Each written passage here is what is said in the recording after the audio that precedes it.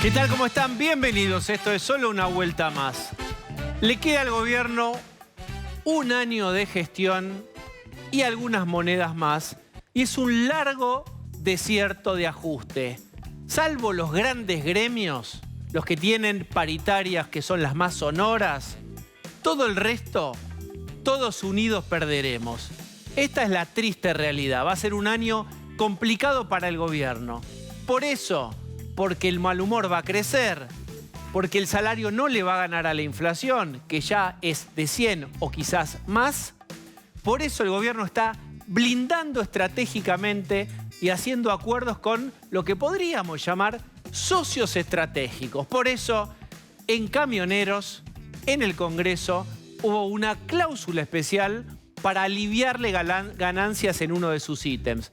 Ahí está, Camioneros, uno de los guiños fuertes, una pata de apoyo. Es nuestro gobierno, dijo Pablo Moyano. Otro guiño estratégico. Mañana se va a presentar Cristina en la UOM. La UOM ya no es más la UOM de Caló, que mantenía cierta equidistancia. Ya es kirchnerista. Su vuelta al ruedo a 2 meses y algo más después del intento de atentado lo hace Cristina para terminar de casarse con la UOM. Y el tema de hoy, fíjense, el guiño a los gremios estatales. 11.000 personas que trabajan en el Estado como contratados pasan a planta permanente. 11.000 contratados pasan a planta permanente. Mientras Sergio Massa dice que el déficit fiscal y los gastos el gasto público, la verdad es que están pasando a planta permanente. Quiero decir con esto, se blinda con sus socios estratégicos para este año y pico que le queda y prepara la resistencia sabiendo que quizás tenga que no gobernar a partir de diciembre. Así prepara el escenario. Voy a presentar a quienes me acompañan. Está Lucía Salinas. ¿Qué tal? Buenas noches. Pablo de León. ¿Cómo te va? Jessica Bossi. Buenas noches. Y Osvaldo Baza. Buenas noches. ¿Qué va a pasar con estos 11.000 trabajadores que están contratados y pasan a planta permanente? Pablo de León. Bueno, hay una cuestión que define la secretaria de Gestión y Empleo Público, que es gente que está trabajando en el Estado hace un tiempo, puede ser 5 años o puede ser más, tiene que pasar a la planta permanente por una cuestión de inestabilidad, bla, bla, bla. Lo que se dice es que participan de concursos. Sabemos que es un concurso en el cual dicen, bueno, tiene que ser psicólogo, aparte de periodista, ir con saco y camisa a rayas. ¿Quién se presenta? Y obviamente gana Diego Seidman. Está hecho así el concurso en el Estado. Por lo cual van a entrar 11.000 y pico de personas a la planta permanente del Estado. Una vez más, y estamos viendo, y ya lo hemos contado en este programa, vienen entrando y dejando un montón y una vez cada vez más capas dentro del Estado Nacional. Bien. Como ustedes adivinarán, no es contra aquel contratado que por ahí labura bárbaro y ahora va a tener su posibilidad de ingresar a algo estable. El tema es que todo el mundo quiere tener las mismas posibilidades. Mientras no se crea empleo privado y no hay un solo proyecto fuerte como la gente para hacer crecer este empleo privado, lo que se robustece es el empleo público. Es decir, la asimetría de oportunidades. Jessica Bossi, ¿no había dicho Sergio Massa que se cortaba el ingreso de planta permanente? Sí, lo que había dicho es que no iba a haber nuevos empleados nuevos en el Estado. Es más, lo había dicho en realidad primero Silvina Batakis. ¿Se acuerdan? Ella llegó a firmar una resolución, lo que pasa es que duró muy poco. Batakis como ministra de Economía, Massa ratifica, y es más, lo que dice Massa es cada 3 meses el INDEC, yo no sé por qué el INDEC, tiene que publicar que esto se cumpla. Ahora, ¿cuál es la trampa de toda esta historia? Porque ¿qué dicen en el gobierno? No, esto se puede hacer, esto no está contemplado. Lo que dicen... No son nuevos, dicen. Sí, pasan de planta transitoria a permanente, dicen es la misma plata la que se va a pagar, dan toda una justificación. Eso efectivamente no está alcanzado por la norma. Uno no podría denunciar esto y decir que es ilegal, ¿no? Porque la norma está hecha de tal manera que contemple que esto se puede hacer. Y es más, estos 11.000 son parte de los 29.000 que van a entrar. O sea, prepárense para que haya más de estos ingresos. Ya lo había dicho Culfas en su momento, que había un plan de reestructuración, que es toda esta gente que tiene estos contratos, como decía Jessica, iba a entrar paulatinamente por una cuestión de justicia a formar parte de la planta. Eso no es que hoy dicen, bueno, el ministro la ministra de Trabajo toma gente nueva, eso es lo que dice Massa que no hay. Lo que están diciendo es que toda la gente que está en el Estado va a pasar a planta permanente. A ver, otra vez, Osvaldo, vamos. Primero, estamos analizando seriamente las promesas que dio Sergio Massa. Digo, tengámoslo en cuenta, el señor que dijo que iba a eliminar a los ñoquis de la cámpora. Digo, ya no hay como seguir hablando seriamente de eso. Pero por otro lado, más allá de la justicia o no la justicia, el tema es, ¿el Estado argentino necesita a esa gente? Las prestaciones que da el Estado argentino están en consonancia con la cantidad de gente, porque PAMI, por ejemplo, en donde entra mucha gente en administración, no está teniendo un servicio a su altura. De hecho, los médicos están yendo de PAMI. Toda esa propaganda que vemos, podés elegir a tu... No, es mentira. Esto es mentira y cualquier afiliado a PAMI lo sabe. Entonces, perfecto. El tema no es cuánta gente toma el Estado, sino para qué... ¿Cuál es la calidad del trabajo que toda esa gente, digo, más allá de la calidad personal de cada uno de ellos? Y los socios estratégicos del gobierno, que son los gremios estatales, camioneros, va a ser la UOM también. Digo, pero, por favor, que nadie que esté viendo crea que es personal contra los que, insisto con esto, por ahí trabajan espectacular, hay mucha gente recontra valiosa ahí. El tema es, ¿por qué la injusticia de la asimetría? Muchas fuerzas de seguridad... Muchísimas fuerzas de seguridad cobran una parte importantísima. Hace años en negro y hay juicios enormes por esto contra el Estado. Hace falta la gente que... un solo ejemplo de cientos que hay. De gente que está irregular o pone facturas o tiene una parte blanca y otra parte gris. Bueno, ¿por qué van pintados de blanco todos ellos y todos ellos no? Sí. Bueno, porque hay... arreglos estratégicos de sustentabilidad, de cómo pasamos este año, de qué pasa si hay que ir a la resistencia. Quiero compartir con ustedes, miren, lo que dijo la secretaria de Empleo Público. A ver si lo podemos ver, porque ahí está la clave, fíjense. Cumplir la ley, dice Ana Castellani, no puede ser polémico. Para un funcionario público es un mandato ineludible. Yo digo, está todo bien. La ley también dice que tienen que entrar y ser efectivizados miles de personal de fuerza de seguridad. Estoy dando siempre el mismo ejemplo, hay otros también. Esto es uno. Otro, por favor, y porque va a venir la clave de esto. Hay gente que hace 20, 30 años trabaja y todavía no ha podido concursar y vamos acercándonos a la clave. Es una regularización a través de concurso. Permite la estabilidad, impide que suceda... Acá está. Acá está. Impide que suceda lo que pasó el primer año de la gestión anterior, que se despidió a gente y se reemplazó por otra. Hemos llegado, damas y caballeros, al corazón del Alcaucil. Esto es un blindaje, para una cantidad de personas que van a entrar.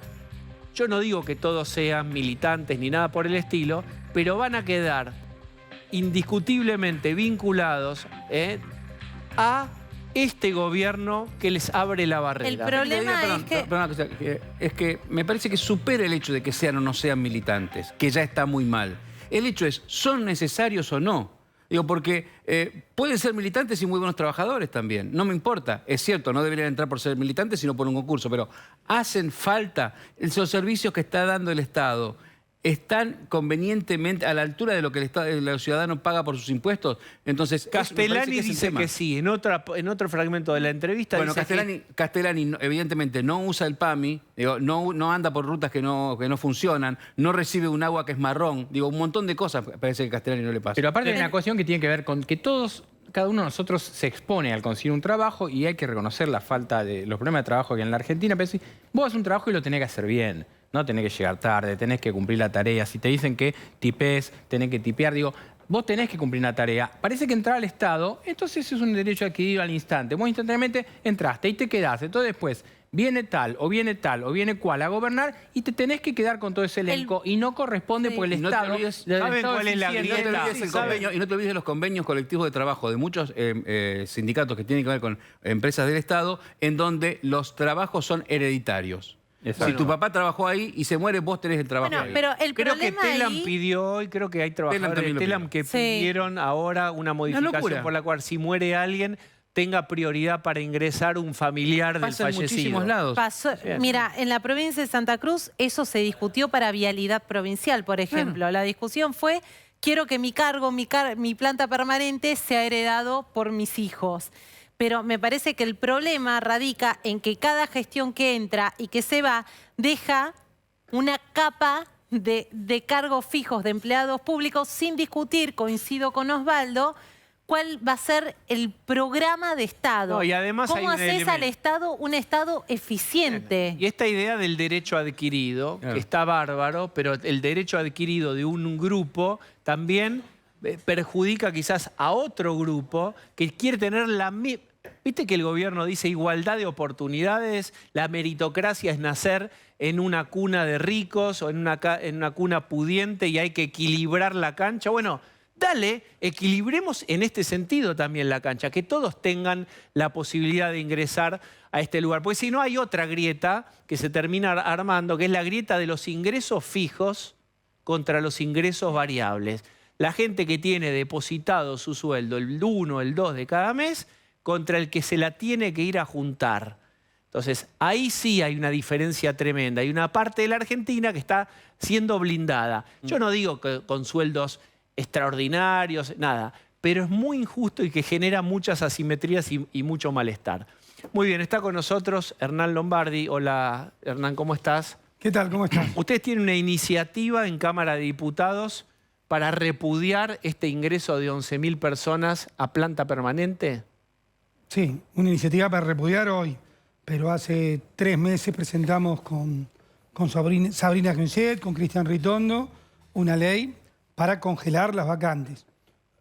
Sabiendo esto que venía, creo que lo hablamos en este mismo programa, Diego, porque hay que congelar las vacantes en la administración central, también las que estaban en trámite y también en las empresas públicas. Este es un proyecto de ley para congelar esto.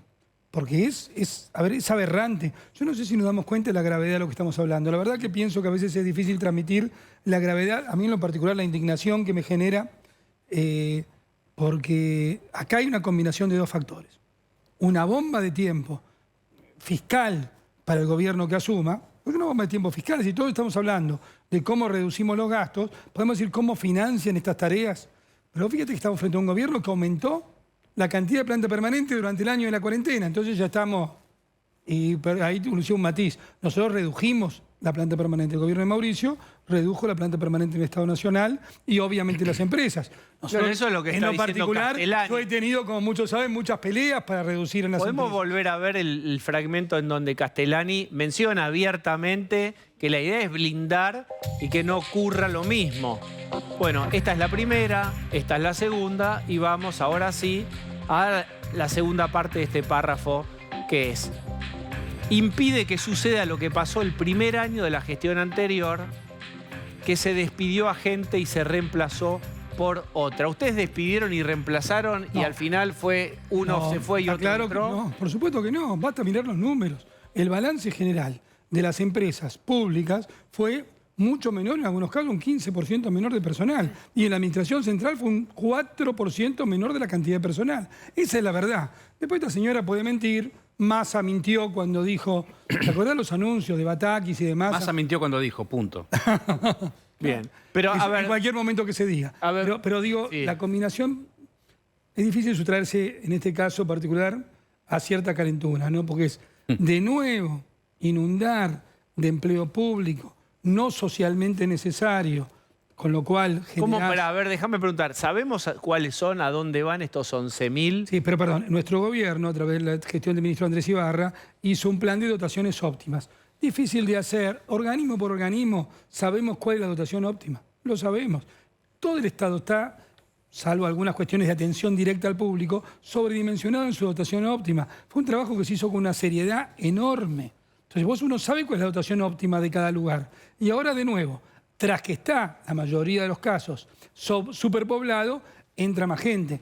Pero entonces se combinan 2 cosas. La bomba de tiempo y el resistiendo con aguante. Porque cuando la nueva administración tenga que hacer lo que tiene que hacer con respecto a poder ordenar las cuentas públicas, te empiezan a decir, Está bien, pero dejan sin yo te hago trabajo a una los pregunta. compañeros. Pues yo Es tengo así. recuerdo, por ejemplo, Ministerio de Cultura, donde cuando llega la gestión de Cambiemos, empieza a haber esa resistencia, había dependencias, que también hay un montón de dependencias innecesarias en el Estado, que estaban tomadas y que no se podía trabajar. Digo, acá está pasando esto, una nueva incorporación de 20 y pico de mil de personas y va a haber más seguramente. 20 y pico mil personas es una cancha de pero fútbol, vamos ¿no? a suponer, Juntos por el Cambio gana la elección, se para y entra de vuelta. ¿Cómo se supera? Porque digo, ya tuvieron antecedentes y vos tuviste antecedentes en la parte de medios. ¿Cómo trabajas con eso? Bueno, primero, nosotros tenemos que... Hay otro proyecto de ley de poner en cuestionamiento el tema de la estabilidad.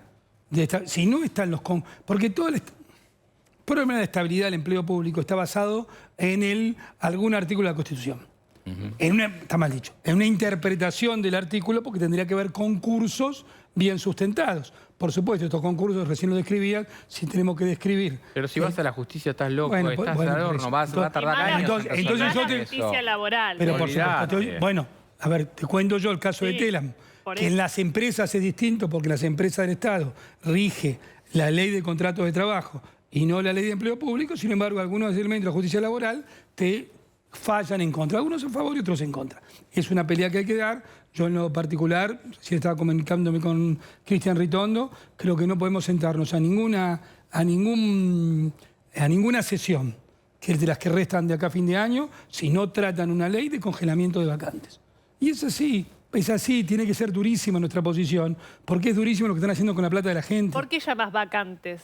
Porque si vos tenés que congelar, que no entre, que no se pase nadie a planta permanente.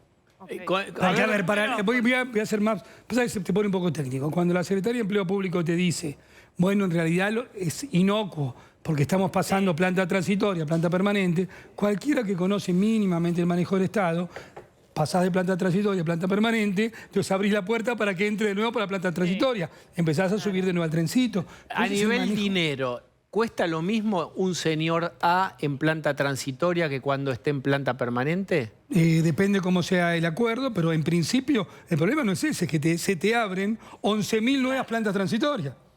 Esto es lo que te estoy diciendo. Porque se abre el En trencito las hacia puertas atrás. de un año electoral. Claro. Pero para dinero por dinero, plata contra plata. No, ¿es lo plata mismo? contra plata depende cómo son las categorías que se concursan. Claro, No porque tiene nada que ver. Porque en principio no tiene nada que ver. En principio una cosa es un modelo de locación.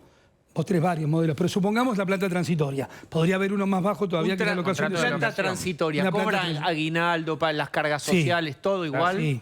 La planta transitoria sí, las locaciones de servicios no. ¿Cuál es la? Entonces, vamos, porque Hay- estamos discutiendo Porque no por ahí. son todos plantas No. transitorias. Bien. Claro. ¿Qué es planta transitoria? Planta ¿Cuáles tra- son las condiciones laborales Planta, de un señor de planta transitoria tiene las mismas condiciones laborales de la planta permanente, pero no tiene la estabilidad del empleo. ¿Qué cosa, por ejemplo? tiene Aguinaldo, vacaciones, todo. Ah, bueno, por eso. Entonces tiene un sobrecosto. Por supuesto Aguinaldo, que la tiene. vacaciones Por supuesto que la tiene. Pero eso sí lo tiene. Lo mismo que la planta permanente. Lo único que no tiene la planta permanente, como su nombre lo indica, es que no tiene la estabilidad del empleo. Pueden echar. Lo pueden echar. Te Lo pueden pueden echar. no renovarle el contrato. O sea, que fue, son tres ítems. Te pueden echar y que no tiene vacaciones digamos, ni aguinaldo. no usemos, sí Ese tiene. sí tiene sí vacaciones. tiene. Ah, entonces lo único es No, que te perdón, pueden- no todos tienen. No todos, depende, No, por eso. todos tienen. No, Digo, yo he Pará, trabajado- vayamos. Perdón, yo he trabajado en Radio Nacional. Pero vos podés tener una locación de servicios. Claro, no es la- Hay locaciones de Claro, por servicios. eso, pero- Pero eso no es planta transitoria. Hay locaciones de servicios, no, planta no, transitoria y pero planta es- permanente. Pero es de lo que está hablando la señora también. Por eso ella sabe cómo es perfectamente y yo también.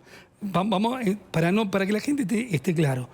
Entre la planta transitoria, en términos generales, y la planta permanente, lo que nos rige es la estabilidad del empleo público.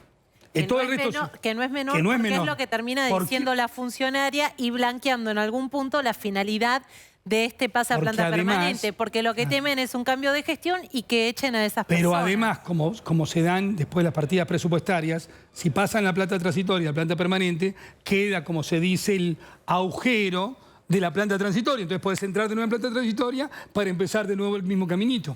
Es la historia del Estado argentino esa, ¿eh? La gente no entra al Estado argentino por planta permanente. Entra por locaciones de servicio o por planta transitoria. Sin Y después va concurso, caminando en el Sin cam- concurso, en Sin general. concurso, por eso. Bien. Entonces, yo digo, eso es de una gravedad. La idea de la bomba de tiempo, ¿no? La idea de la bomba de tiempo y la idea de colonizar al Estado. Colonizar al Estado y después eso trae enormes dificultades, que fue lo que nos pasó. Recuerden cuántas instituciones hubo tomadas, cuántos ministerios hubo tomados cuando vos querías simplemente hacer lo que marcaba la ley. Entonces, ¿Por qué sería diferente esta vez? Bueno, Doy un primer argumento para ya no volver a usarlo. Porque esta vez hay una conciencia de que el cambio debe ser... Esto uno lo escucha. Sí. Bien, esa cosa que la sociedad da un permiso social que antes no daba. Hice una redundancia. Bueno, está entendido. ¿Qué otra cosa? Porque vamos a tener mayor cantidad de diputados y mayor cantidad de senadores que nos va a permitir mecanismos legislativos que terminen con estas cosas. Tercera cuestión, porque ahora mismo hay que hacerlo. Yo estoy proponiendo, señores, no nos sentemos a discutir, ya que el señor Massa y la señora Batakis dijeron que no querían nuevas incorporaciones, no nos sentemos a discutir ninguna ley, así sea la ley de dónde sale el sol o donde nada, hasta que trate una ley de un congelamiento real de las vacantes. Se van a sentar igual, Hernán, porque bueno, pero está bien, Juntos por el Cambio no está teniendo esa unidad. Pero, Osvaldo, yo tengo también, obviamente, pero nosotros tenemos que mostrar, ya que total firmeza, son situaciones de una enorme gravedad que lamentablemente para el conjunto del público a veces es difícil explicarlas. Pero yo te aseguro que la gravedad de esto es mucho mayor en términos de dimensionamiento de la bomba de tiempo que otras cosas. Pero eso interpela a toda la clase política y tiene que ver con él, porque vamos a decir las cosas como son.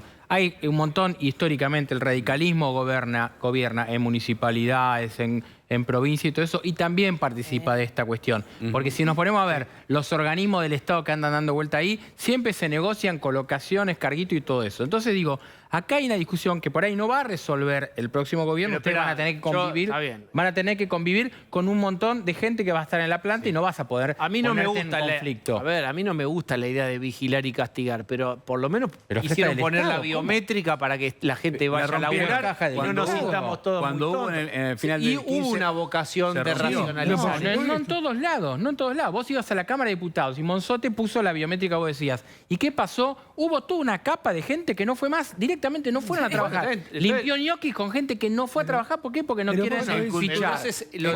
Pero no es así. Lo rompieron. En cultura, el aparatito para poner el dedo, lo rompieron. Por eso. Bien, como si... Yo te digo una cosa. Los que estuvimos en la administración del Estado sabemos a veces lo difícil que es hacer estas cosas. Lo difícil, pero lo imprescindible que es hacerlo. Porque si no lo administrás mal, y entonces vos decís, para cada caso tenés que discutir cómo racionalizar, y de repente entran 11.000, el daño que se genera, el daño económico, el daño cultural, el daño a la convivencia, como ustedes decían, los privilegios. ¿Cuánto te cuesta conseguir trabajo hoy? Pensemos en la gente, ¿cuánto cuesta conseguir trabajo? Que hay un cambio también en esto. Antes, el que tenía un conocido, un familiar que podía estar y no ir a trabajar y cobrar, era un pícaro bárbaro y medio que se lo festejaba. No todos, por supuesto, no todos, pero se lo festejaba. Tenía el trabajo soñado, digamos, entre comillas, e irónicamente. Hoy ya no cae demasiado bien eso. No. Porque en la malaria, y hay una conciencia también de que todo eso proviene de los contribuyentes. No, pero hay Eso es una provincias novedad. no hay provincias que no. Vos vas a las provincias como Formosa y no es nada contra nadie de ninguna provincia. Santa Cruz. Pero Santa Cruz, donde se depende tanto del Estado, porque no hay otro trabajo. Entonces, ¿quién provee? El Estado, o el gobierno, o las municipalidades. Entonces, la cultura de la gente que necesita llegar a fin de mes, que quiere comprarse aunque sea un vehículo o ropa, termina yendo a eso. Entonces existe la prebenda del señor feudal. Y esto existe en los todos bonos lados. que dan en algunas provincias ahora de 200.000 pesos para citar el caso Santiago del Estero. O sea, ahí hay gente que va a estar muy contenta con eso, más allá del sometimiento y lo que pueda o no pueda hacer. Pero eso Con lo profundamente tiene que ver con el tema de la coparticipación. Digamos que provincias que podrían tener mucha mayor participación privada no la tienen porque reciben directamente la plata del Estado Nacional y ya está. Y esa plata que llega del Estado Nacional lo que hace es frenar cualquier tipo de emprendimiento privado. Eso pasa en Formosa, pasa en Santiago del Estero. Ese es el pasa en verdadero Catamarca, pasa problema. en La Rioja. No es que se vaya la gente del Estado, ¿y el empleo privado tiene capacidad de absorción de la gente que va a quedar afuera si es que le toca quedar afuera del Estado? ¿cómo? Pero de ¿Se nuevo, pueden reinsertar? ¿Hay un proyecto ahora, Hernán, de creación de empleo privado? De nuevo es el huevo de la gallina. Si vos, las sociedades y el mundo compite. Si vos pones impuestos, este gobierno cree que puede poner y hacer crecer los impuestos ilimitadamente. Entonces, las empresas se van a otros países, los ciudadanos se van a otros países, cambian sus residencias fiscales. Entonces, cada vez el problema tiende a agravarse, porque de los pocos que te quedan tenés que financiar una cuestión estatal cada vez más grande y cada vez más ineficiente. La única forma es volver a decir que los que producen bienes y servicios es el sector privado. En la Argentina y en el mundo así tiene que ser. La idea de que el Estado se fabrica bienes y servicios es una idea antiquísima que hace rato que no funciona más. Bien, pero lo que sí funciona es una mentalidad corporativa de trato de salvar a mi tribu, trato de lo que me da rédito político hacerlo. Fíjense lo que pasó en Tierra del Fuego, donde se ha sancionado, vean lo que tuiteó Macri. Las jubilaciones tempranas, como las aprobadas por la reforma de Tierra del Fuego, además de ser profundamente injustas, proyectan sobre toda la sociedad una idea muy negativa de obsolescencia de las personas. En este caso establecen que a partir de 55 años las personas han envejecido lo suficiente como para no ser del todo capaces de producir, enseñar, investigar y accionar sus vidas con autoridad. Un punto de vista condescendiente que alienta la discriminación y el aislamiento, según la Organización Mundial de la Salud, al cumplirse el periodo 2016-25, la población mundial mayor de 60 se habrá duplicado y para el 2050 serán más de 2.000 millones. No solamente viviremos más, sino que es deseable extender la longevidad de las profesiones para vivir mejor, integrados, productivos. Trabajar nos da, bueno, es largo el hilo, además de un salario, un propósito, un sentido, un lugar dentro de nuestra comunidad. ¿Qué clase de mundo imaginan aquellos que promueven el retiro de personas a los 55 a través de privilegios artificiales? Y lo último, las jubilaciones anticipadas son además una catástrofe para las cuentas estatales y una injusticia para los trabajadores de otras provincias que indirectamente tendrán que aportar a las jubilaciones de los estatales de Tierra del Fuego, en algunos casos de apenas 55 años. 55. Y agrego yo esta cuestión. Juntos por el Cambio acompañó en Tierra del Fuego esta resolución. No, el PRO no acompañó. Pero el PRO no acompañó y se pronunció en contra. Pero, y están las declaraciones del presidente del PRO. Pero hay un problema ahí, Hernán, porque claro, que haya apoyado el radicalismo es parte de Juntos por eso, bueno, el pero Cambio. esos son los debates internos que tenemos. Pero yo agregaría a esa visión de Diego, ¿qué va a cambiar? ¿Sabes lo que va a cambiar? Es esto. Que Mauricio lo dice, y todos lo decimos, acercándonos a la campaña electoral. No queremos caer simpáticos siendo demagogos, siendo populistas, diciendo que sí cuando hay que decir que no. Esto es un cambio central, porque en la Argentina, en las campañas electorales, incluso nosotros lo hicimos, que parte de nuestra autocrítica en 2015, era como intercambiábamos todos sonrisas. Y acá estamos diciendo cosas ¿Esto es tema de discusión hoy en Juntos por el Cambio? Sí, claro. Interno. Que puedan... Ustedes le están diciendo a los cuatro... A todos, no lo radicales. pongamos en temas partidos, porque todos tenemos un poquito de populismo en la cabeza. ¿eh? Sí. Bueno. Sí, pero especialmente aquellos que votaron por esta ley. 55 años para la jubilación Una vergüenza. de empleados públicos. Pero ¿cuál es el argumento? Perdón, 50 para maestros y para docentes. Déjame entender esto, la lógica, para no soslayar esta cuestión.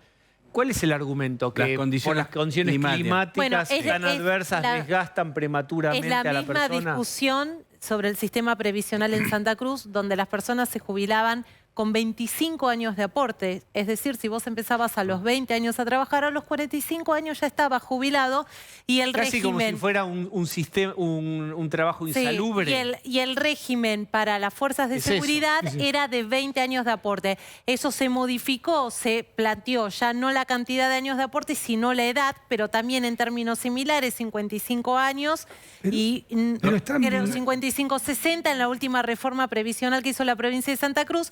Pero ahí tenías tu gran agujero financiero en las cuentas públicas. Sostener ese sistema previsional rompía con la economía de la provincia cosas. que vive del Estado público, Dos del cosas empleo sobre eso. público. Sobre lo que pasa en Ushuaia, por ejemplo. La gente efectivamente va, trabaja y como se jubila temprano, después se va de Ushuaia. Claro. Porque la idea era colonizar Ushuaia, se van de Ushuaia, se van de Tierra del Fuego, vienen a vivir a Buenos Cobrando Aires, esa jubilación con el Baneco. 82% móvil era en su momento. Y otra cosa, las condiciones climáticas de Ushuaia, también de Santa Cruz, no son peores que las condiciones climáticas de cualquier país de Escandinavia, no son peores que las condiciones climáticas de Canadá, donde esto no pasa. Y yo agregaría el tema político que escuchaba que ustedes lo estaban diciendo. Acá hay un blindaje de un gobierno planeando la resistencia. Unificamos todas las ideas. Unifiquemos la idea, esta locura de entrar hoy dijeron 11.000, pero se habla de 25.000 nuevos empleos públicos. Unamos a los que votaron el otro día de que los camioneros tienen una exención a las ganancias especial. Sos camionero, habrás nacido con coronita, no sé. ¿Saben cuánto les cuesta lo que se votó el otro día a todos los argentinos? 85.000 millones de pesos. 85.000 millones de pesos es el sobrecosto porque los camioneros tengan una reducción artificial en los impuestos a las ganancias que ninguno de los escuchas tienen. Entonces, es una vergüenza. Están juntando factores de poder ya pensando en simultáneamente la bomba de tiempo y la resistencia con aguante. Es así. Bueno, Lombardi, muchas gracias por haber Gracias. venido. Sonará el teléfono, pero claro que sí. Aló. Cara de tramposo y ojos. ¿Cómo anda, muchachos? Cristian. Buenas noches. Qué grande Cacho, cómo se lo extraña, mamita querida. Un prócer. Hay que reivindicarlo, Diego, sobre todo en esta época de políticos que dicen todo, promueven el veganismo y van a trabajar en monopatín. Dejémonos de joder. Y tiene esa frase maravillosa que es, me gustan las mujeres con pasado. Como Sí, diciendo, claro. targeteando ahí de 40 para arriba, ¿no? Y Con vendiendo trayectoria, sí, con pergamino. con pergamino. Qué lindo eufemismo, me Ya. gustan las mujeres con pasado. Pero sí, un poeta, Cacho. Sí. Poeta, un grande. Pero bueno, recomendación a los políticos argentinos que están en campaña, cómanse un bife de chorizo y muévanse en auto que son funcionarios. Ridículo. Escuchá, si mi viejo me llegaba a ver que yo iba a laburar en monopatín, como propone el fantasma de Felipe Miguel, me pegaba un soplamoco. Todo bien con ser moderno y cuidar el planeta, pero antes que nada te tenés que hacer respetar, no se puede. Ah. ¿Cómo sería la imagen de Ritondo sobre un monopatín, las piernitas bien juntas, No. cola parada, dura, No, cuerpo, no. espalda rígida? Ridículo. Sí. Me merezco el bullying en la calle. No. Pero, porque cuando. A ver, Sí. ¿cómo sería un Ritondo deconstruido? No tengo la más puta idea. Uy, perdón, dije, bueno. Pero en un momento hay que largar con la Meretriz. decon. Sí. Ahí tenés. De construcción. Ahí está. Pero bueno, yo estoy más cerca de la Pato, ¿viste? Me encantó cuando le tiró el conmigo, no se jode. Del otro día. Así, con el dedito, así le hacía. Yo soy igual, si me hincha un poco la bola, tucumanazo en la nariz y que te frene el chocolate el doctor Quiró con 2 bollitos de algodón. Corta. Al taller que te saquen el bollo. Bien. Claro, ¿sabés lo que pasa? No estamos trabajando en Google, muchachos. Esto es la política argentina, no el Silicon Valley. ¿Eh? Que no hay metegoles y puff para que se sientan No, cómodos. claro. Hablen con la gente, bajen a la realidad. Y si yo quiero ser gobernador de la provincia de Buenos Aires, tengo que saber que me voy a enfrentar a comisario corrupto, narco muy pesado. Y esa no es una batalla pa' tibio. O gente que tiene miedo de que le pegue una trompa a una señora grande que, por favor, ¿qué daño te puede hacer la Pato? Escuchá. Es dura para afuera, pero adentro es tierna, ¿eh? Dejen de llorar por gilada, pónganse las pilas que hay que frenar la delincuencia. Ojo En que este hoy- contexto no nos podemos pelear porque nos devoran lo de afuera, Diego. Ritondo. Tenemos que recobrar la tradición de la mama de los domingos, de los fideos que nos juntaba todo Pero que alrededor los de una Benvenuto, mesa. ¿por qué no es que ponen Claro, en y todo spot de los- discutiendo.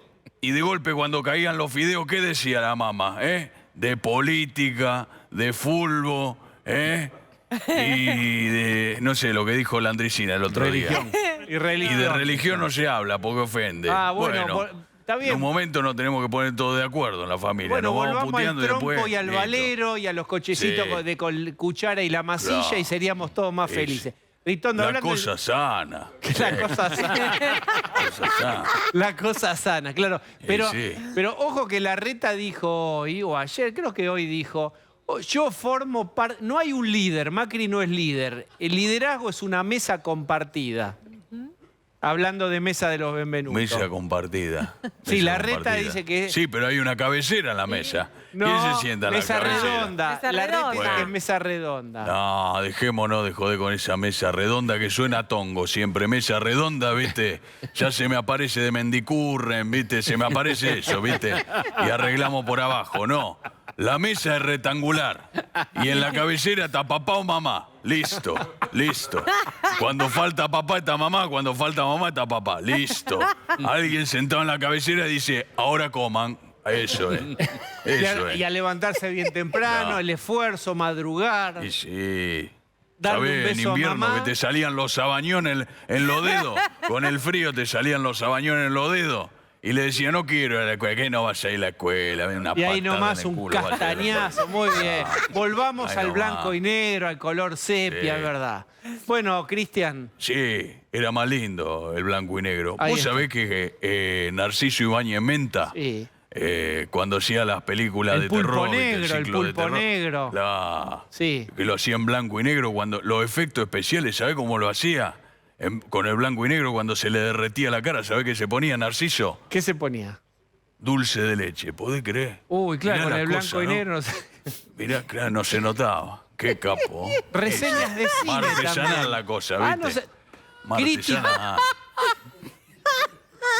¿Qué dice? ¿Qué imagen nos regala a la hora de la cena? Una cara deformada de dulce de leche. ¿Eh? ¿Hay alguna imagen más Anda para a chequearlo esto, ¿no? Anda a chequearlo, pero bueno. Total, es gratis. Estamos en televisión. En YouTube no está. Anda. Se nos va Osvaldo. Anda a buscarla al ángulo. Muy bien. Gracias. Sí. Gracias, Cristian. Pero ves que generamos un momento lindo. Sano. No sé si lindo. Era así. Pero sano seguro. Sí, sanísimo. Gracias por la sanidad. Chao, un abrazo. Abrazo, bueno.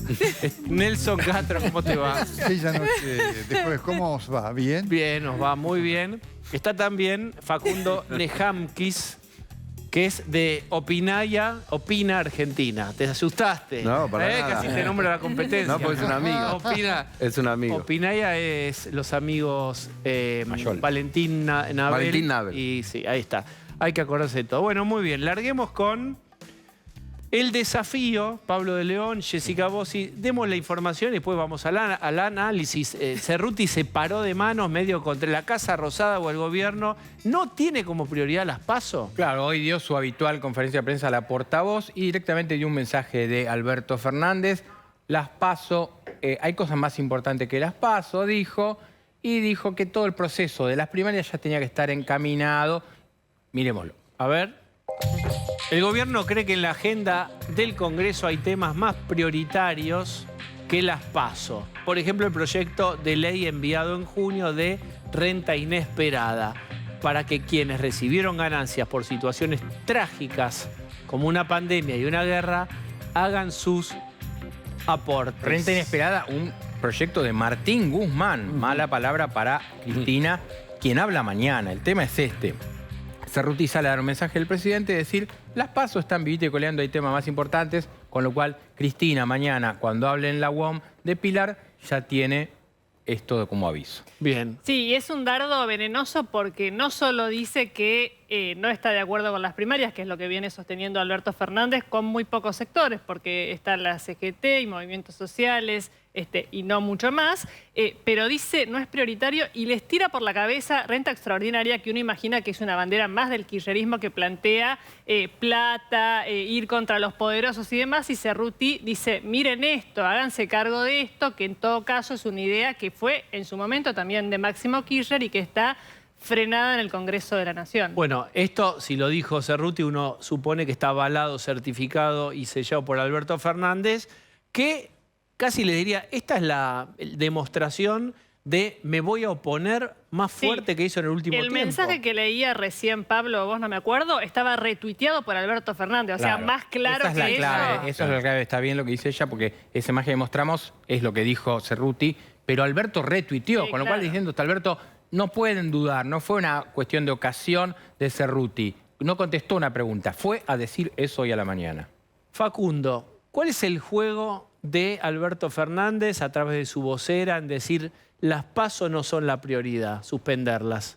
Bueno, primero que los que piensan que Alberto Fernández, digamos, va a ser un facilitador para que las estrategias del kirchnerismo y de sus principales aliados se lleven adelante de acá al proceso electoral. Digamos, lo que tenía esa imaginación, Alberto Fernández levanta la mano y está diciendo eso de ninguna manera, ¿no? Porque si, digamos, hay actores dentro de la coalición política que piensan todavía que puede haber alguna chance, yo estoy acá también para participar de esa posibilidad, ¿no? Digamos, si la imaginación de alguno de los integrantes del Frente de Todos es que las cosas mejoren de acá al año que viene y así pensar en tener alguna chance de disputa electoral, ¿por qué no puede ser también Alberto Fernández parte de ese, o disfrutar parte de esos supuestos éxitos? Entonces me parece que eso es una alerta para toda la coalición. ¿Pero por qué? Porque en Argentina es un sistema presidencialista. Y la figura del presidente hasta el último día es una figura muy fuerte porque tiene la lapicera. Digamos, para mí estamos transitando un momento nuevo en donde ya no es presidencialista.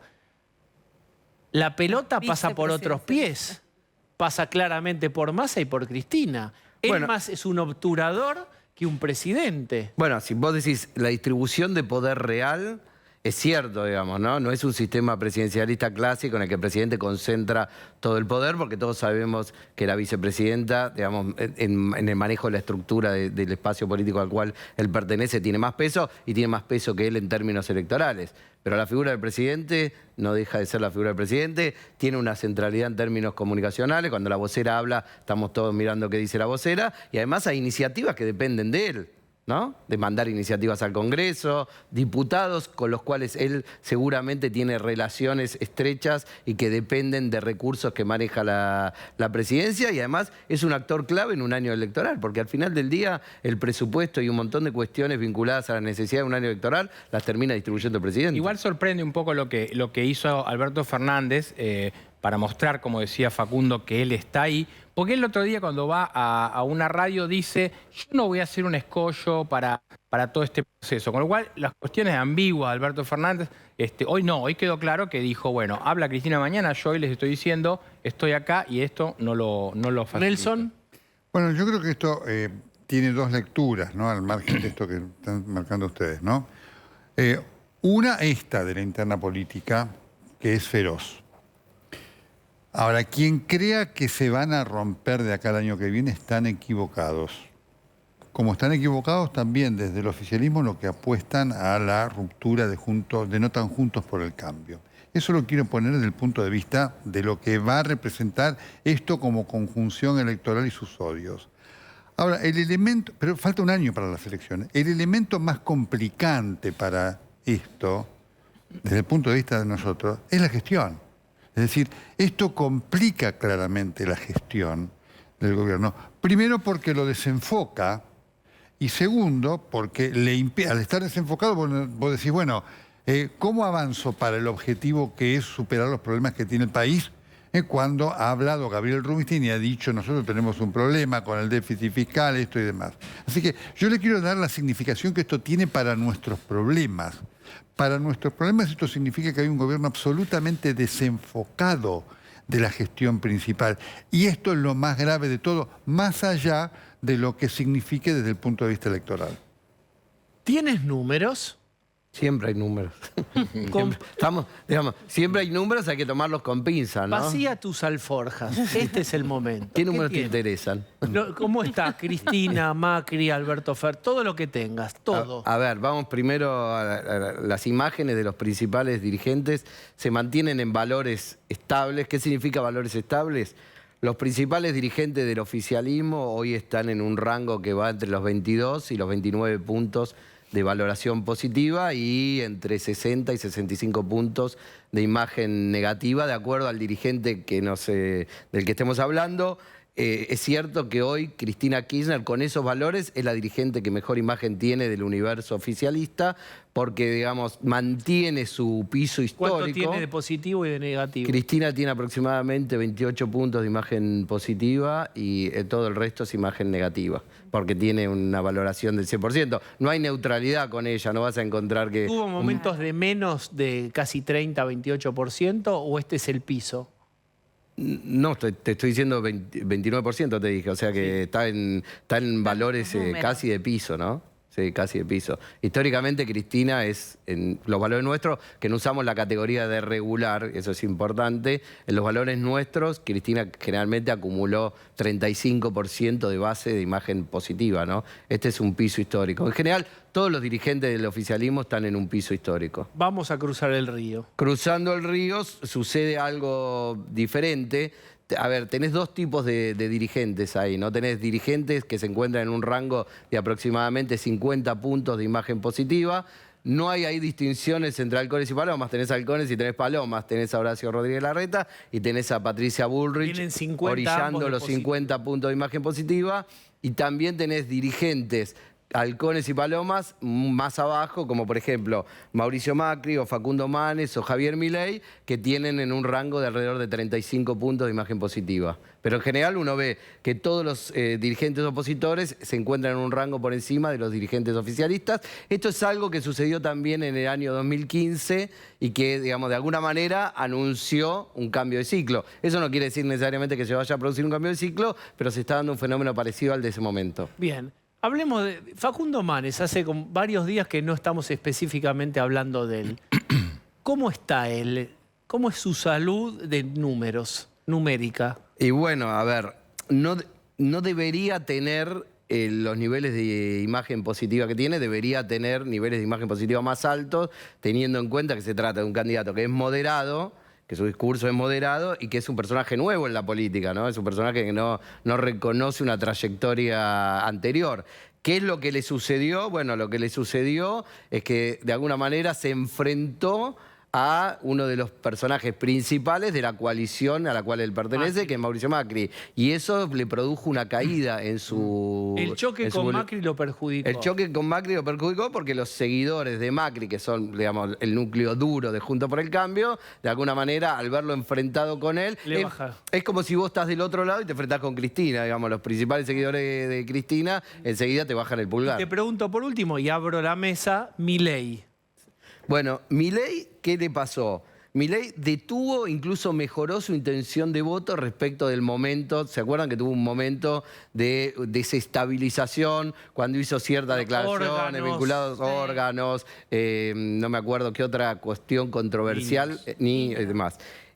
Eso le produjo una caída en su imagen. Él era un personaje de arriba de 40 puntos de imagen positiva, cayó alrededor de 33 de imagen positiva y le produjo en un principio una caída en su intención de voto de 20 puntos alrededor de 15. Hoy pudo revertir la tendencia en la intención de voto, volvió a recuperar y está nuevamente en alrededor de 19, 20 puntos de intención de voto, pero no pudo revertir la caída en la imagen, que sigue estando en alrededor de 30, 33 de imagen positiva. Digamos, es un personaje muy controversial, pero como te darás cuenta tiene mucho para crecer, porque si vos tenés 19, 20 puntos de imagen de intención de voto y 30, 33 puntos de imagen positiva, todavía te queda un margen muy grande para crecer, ¿no? Bien, acá tenemos los ingredientes. ¿Qué cocinamos con esto? ¿Qué les parece? A mí me parece que tanto Macri como Cristina, que no sabemos si van a ser candidatos y que van a definir en el último tramo, solo pueden ser presidentes de una manera que rompa la coalición de enfrente y que ganen en primera vuelta. Porque la imagen negativa de ellos hace que no puedan ganar un balotaje. Entonces, ¿qué tendrían que hacer Cristina?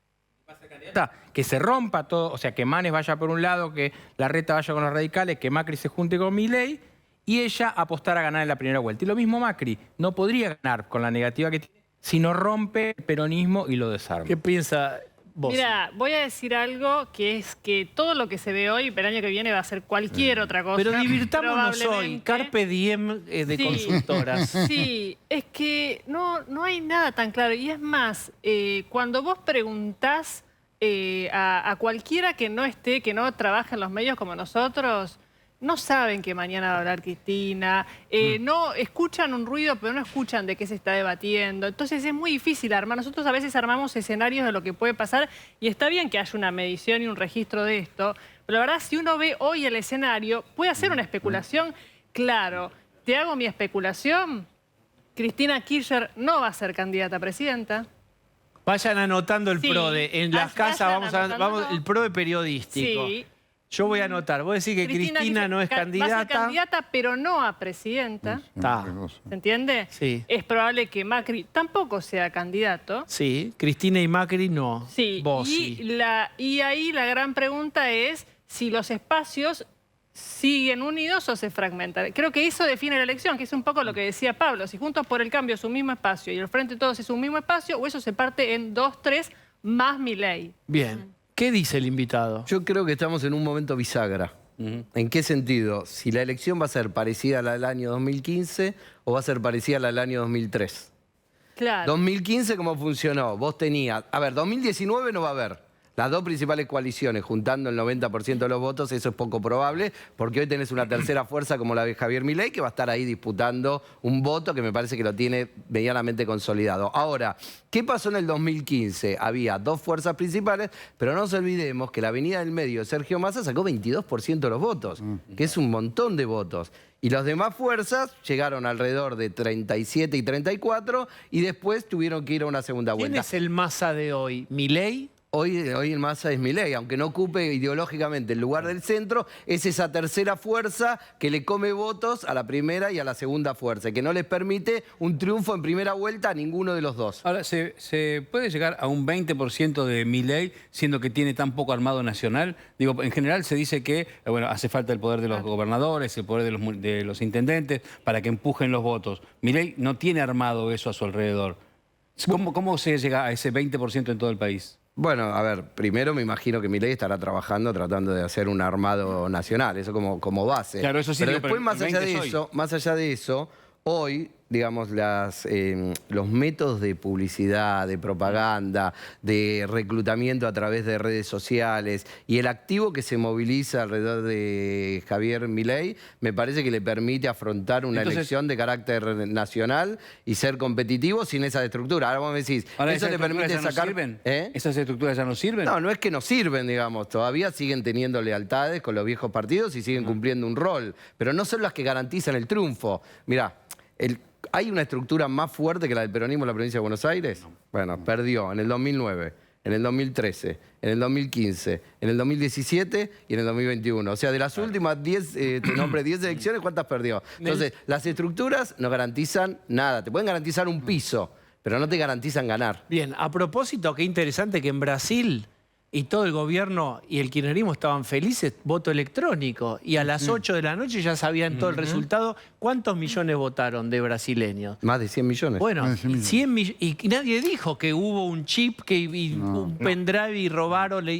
Fíjate vos el doble estándar. Acá no pueden meter la boleta única. Y estamos como los picapiedras con montañas de papel en Brasil, donde ganó Lula y el kirchnerismo está feliz con eso. No hubo nadie que dijera, ojo con el voto electrónico. Acá, si lo querés implementar, te lo van a hackear. Esto, seguimos en las cavernas. Mientras tanto, Nelson. Hay un punto cualitativo muy importante para tener en cuenta para las elecciones del 2023. Sobre todo para Juntos por el Cambio, porque si gana el peronismo es más de lo mismo, ya sabemos cómo es. Juntos estaba escuchando a Lombardi como a cada uno, como a Rodríguez Larreta ayer y hoy, ¿no es cierto? Es decir, Juntos por el Cambio, para hacer lo que está enunciando en sus discursos, necesita hacer una gran elección en primera vuelta. Porque necesita una fuerza en las cámaras del Congreso muy importante, que si no la tiene, va a representar un impedimento muy grande para todo el discurso que tiene junto De los grandes cambios. Entonces yo lo quiero marcar esto, porque en esta disputa hay toda una evaluación de lo que puede pasar en la ¿Qué presidencia. porcentaje es esa avalancha de votos que siempre enuncia Juntos por el Cambio que quiere sacar? ¿Qué número Juntos por el sería? Cambio tiene que acercarse al 45-46% de votos en primera vuelta. Lo pone en primera vuelta por lo menos para tener la cantidad de diputados y senadores que tiene que ser mayor a la que hoy tiene para poder ir adelante con lo que Juntos por el Cambio pretende hacer. Si no, no lo va a poder hacer. Ahí voy a Lucía. No, ¿Es mucho? ¿Se llega a ese número Juntos por el Cambio? Sí, primero, Juntos por el Cambio tiene que definir qué es lo que quiere hacer. Porque lo que uno ve hoy es como que hay tensiones dentro de esa coalición sobre lo que quieren hacer. Entonces, primero tienen que definir, resolver esa tensión. Y una vez que resuelve esa tensión, tratar de construir una mayoría. Sin una mayoría no podés tomar decisiones de Pero gobierno. ojo que ahí puede pasar, puede pasar que haya un acuerdo programático de cara a una segunda vuelta con Milei. Sí, pero después eso hay que ver después. Sí, pero a cambio de un apoyo en el cómo se balotaje. concreta, porque vos ves lo que está pasando con Milei en el Congreso. No, Milei totalmente, es claro. bla, bla, bla, bla, bla, bla, bla, bla, bla, y a la hora de ser funcional del kirchnerismo termina siendo funcional del kirchnerismo. Así que, ojo, es muy importante lo que vos decís, porque da pie para esto. Es decir, Juntos por el Cambio tiene que asegurarse una autonomía de poder, porque además tiene que tener la posibilidad de actuar territorialmente para lo que vaya a hacer, porque si tiene malas elecciones en Chaco, Formosa, Tucumán, Santiago del Estero y demás, ahí además territorialmente le dificulta todo el accionar que quiera hacer con empleados públicos y demás. Así que esto hay que tenerlo muy en cuenta y hay que aprenderlo de la elección del 2015. En el 2015, como dice Macri, Juntos por el Cambio tuvo que hacer populismo light porque no le daba para más. No podía hacer ninguna otra cosa de la que hizo desde el punto de vista del poder que tenía. Lucía. No, pensaba en esto que vos decías, que no va a ser ni cerca una elección como fue la del 2019. Digo, evidentemente en estos años algo se deterioró o se rompió en ese contrato social entre el electorado y la dirigencia política del color que sea. Digo, esto plantea evidentemente un desafío para los políticos de cara al año que viene también, porque hay que convencer a ese electorado de que van a cumplir o que son mejores o que no son lo mismo. Claro, ¿me permitís agregar un elemento más? Claro. Porque además juega dentro de esto la elección a gobernador en la provincia de Buenos Aires. La elección a gobernador en la provincia de Buenos Aires se dirime con una sola vuelta con mayoría simple. Por lo tanto, imaginen ustedes lo que significaría para el gobierno de Juntos por el Cambio tenerlo a Kicillof ahí enfrente, ¿no es cierto? Claro. Ojo, porque ese es un punto para analizar desde el punto de vista de lo cualitativo del triunfo de Juntos por el Cambio. A ver, yo creo que lo que dice... Sí, lo tengo, pero primero quiero detenerme en una cosa que dijo Lucía que me parece importante, que es el tema que es lo que estamos viendo en Brasil también, ¿no? Fijémonos, la competencia antes, la que se llevaba el 90% de los votos, era la competencia entre la fuerza que representaba Fernando Henrique Cardoso y la fuerza que representaba Lula. Hoy eso es la mitad. Así es. Y la otra mitad lo expresa un líder que nosotros lo vemos que tiene, digamos, por lo menos afirmaciones dudosas respecto al cumplimiento de las normas de un sistema democrático más o menos como el que estamos acostumbrados nosotros a vivir. Ahora, uno puede tener una mirada muy crítica sobre eso, muy descalificatoria, está bien, pero al mismo tiempo uno también puede sentarse y reflexionar y decir, ¿qué le pasa a nuestras democracias? ¿Qué está funcionando mal? ¿Qué no estamos cumpliendo? Que sectores tan amplios de la sociedad se manifiestan apoyando a líderes que de alguna manera cuestionan formas de funcionamiento que hemos adoptado hace muchos años y que tanto nos costó conseguir. Casi 50 millones de brasileños, Así por es, ejemplo. por ejemplo. Facundo, muchas gracias por haber venido. No, gracias a vos. Nelson, como siempre, un gusto. Bella noche. Bello corte.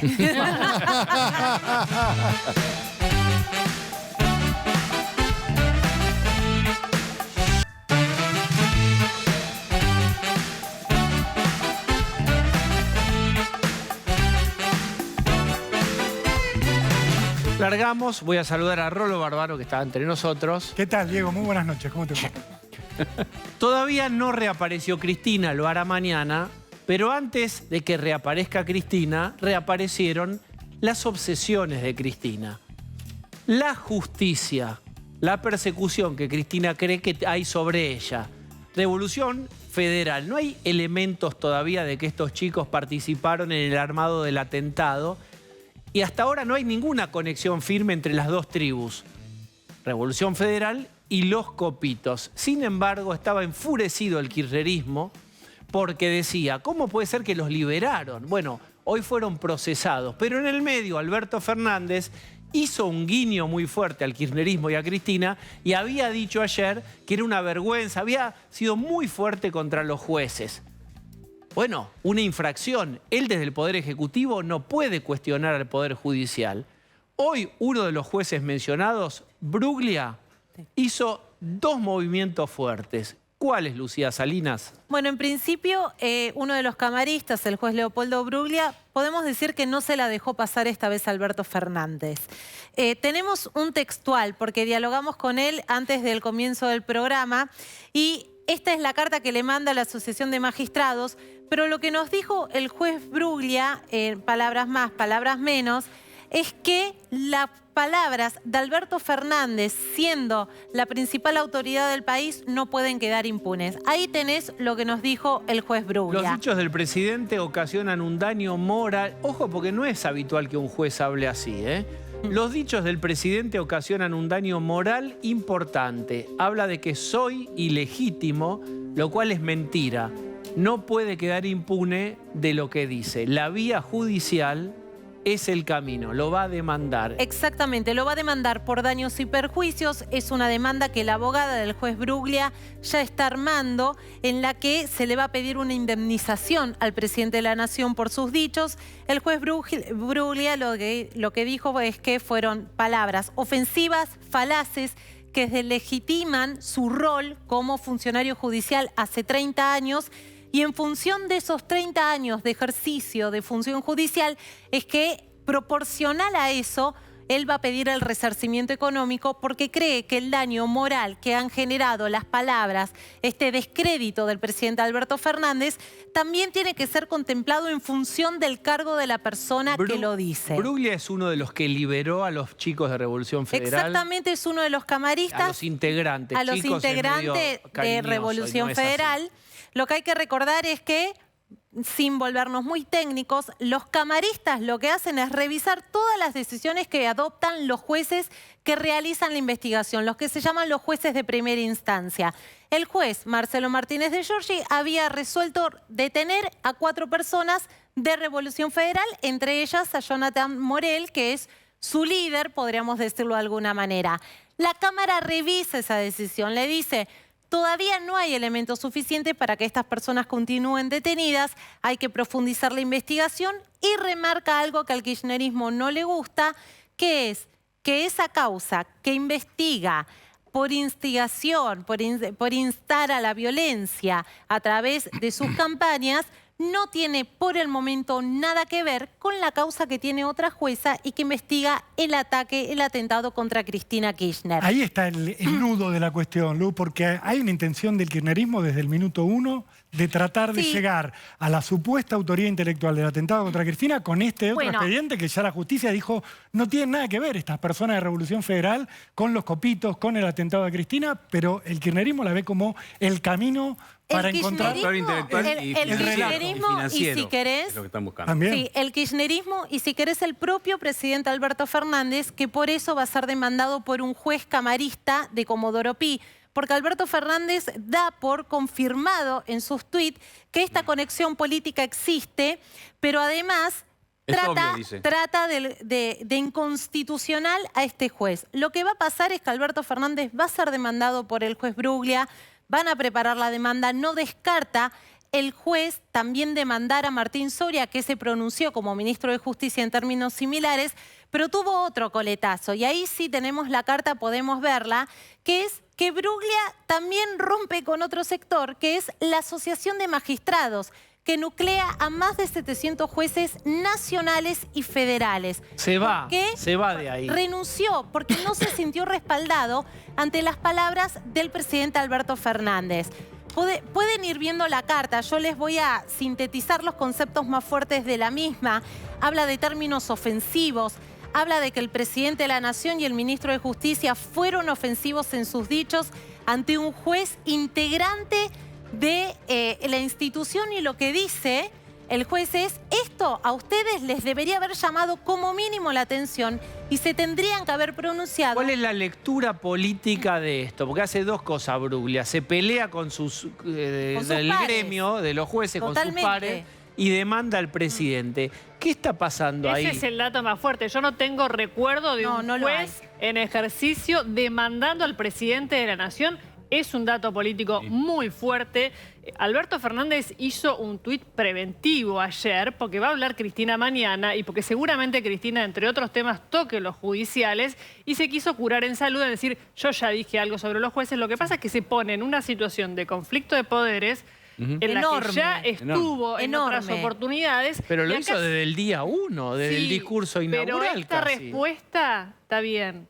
Pero esta respuesta genera ahora, abre una ventana que nunca, insisto, no recuerdo casos de demanda de un juez. Tampoco se recuerda un presidente, opinando sobre una causa que está abierta. Lo tiene prohibido por ley. No puede interesarse en una causa judicial por el tema de la separación de poderes. Y tampoco hay que olvidarse, que Martín Soria, el ministro de Justicia, había hecho declaraciones antes que Alberto Fernández, el mismo día, pero más temprano, donde dijo, la justicia acá está tratando de tapar que la autoría intelectual del atentado lleva al macrismo. O sea, esa fue la imputación que le hizo públicamente el ministro de Justicia a 3 camaristas federales. Hay uno que ahora reacciona, pero la intromisión del Poder Ejecutivo sobre la justicia es inédita y es realmente alarmante, fuera de lo común, Diego. Escúchenme. ¿Hay alguna prueba de que estos integrantes de Revolución Federal, que son violentos, que agarraban a patadas los autos, no era solamente lo simbólico de la guillotina, que, como hemos discutido acá con Osvaldo Bazán, etcétera, puede ser de pésimo gusto, pero no es un delito en sí mismo? Digo, más allá de que patearon los autos, etcétera, ¿tienen mensajes comprobados sobre atentar contra la vicepresidenta o contra la clase política? Mira, hoy el juez Marcelo Martínez de Giorgi, después de que la Cámara resolvió liberar a estos 4 integrantes de Revolución Federal, hoy los procesó y planteó 3 cosas centrales. La primera, dijo, los acusados llevaron a cabo un plan criminal que tuvo por objeto imponer sus ideas y combatir las ajenas por la fuerza o el temor. Les atribuye, además, pero pará, si dijo que hay hoy un plan criminal, es otra cosa. No, pero el plan criminal tiene que ver con... el plan criminal es la figura penal contemplada en el código para este tipo de delitos, que es formar parte de una organización y a la vez llevar acciones adelante que quieran establecer una idea, imponer una idea a través de la violencia. Él lo explica mejor en este segundo tramo de la resolución. El juez Marcelo Martínez de Giorgi dijo: utilizaron formas intimidantes en redes sociales y protestas, planificando, coordinando y difundiendo mensajes de odio, una frase que va a utilizar el kirchnerismo sin lugar a dudas, actos intimidatorios y manifestaciones violentas.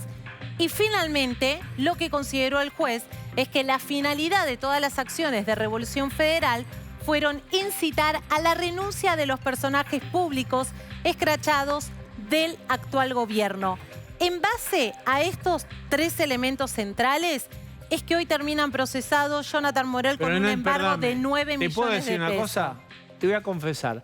Me mareé. Pero esto no lleva al atentado, Diego. Claro, la pregunta que vos haces, ¿esto tiene algo que ver con el atentado? No. Pero es que esta causa, discúlpame, esta causa no investiga el atentado. Esta causa investiga puntualmente las acciones de Revolución Federal. Lo dijo la jueza que investiga el atentado contra Cristina. A este grupo Revolución Federal hay que investigarlo por separado, porque no hay conexión alguna con las personas investigadas, procesadas y próximamente enviadas a juicio oral que quisieron atentar contra la vida de Cristina. Por eso vamos a hacer, ¿te acuerdas? Escuela primaria, cuadro sinóptico. Copitos, crimen... Un grupo. Bien, sí. Atentado contra la vicepresidenta. Bien.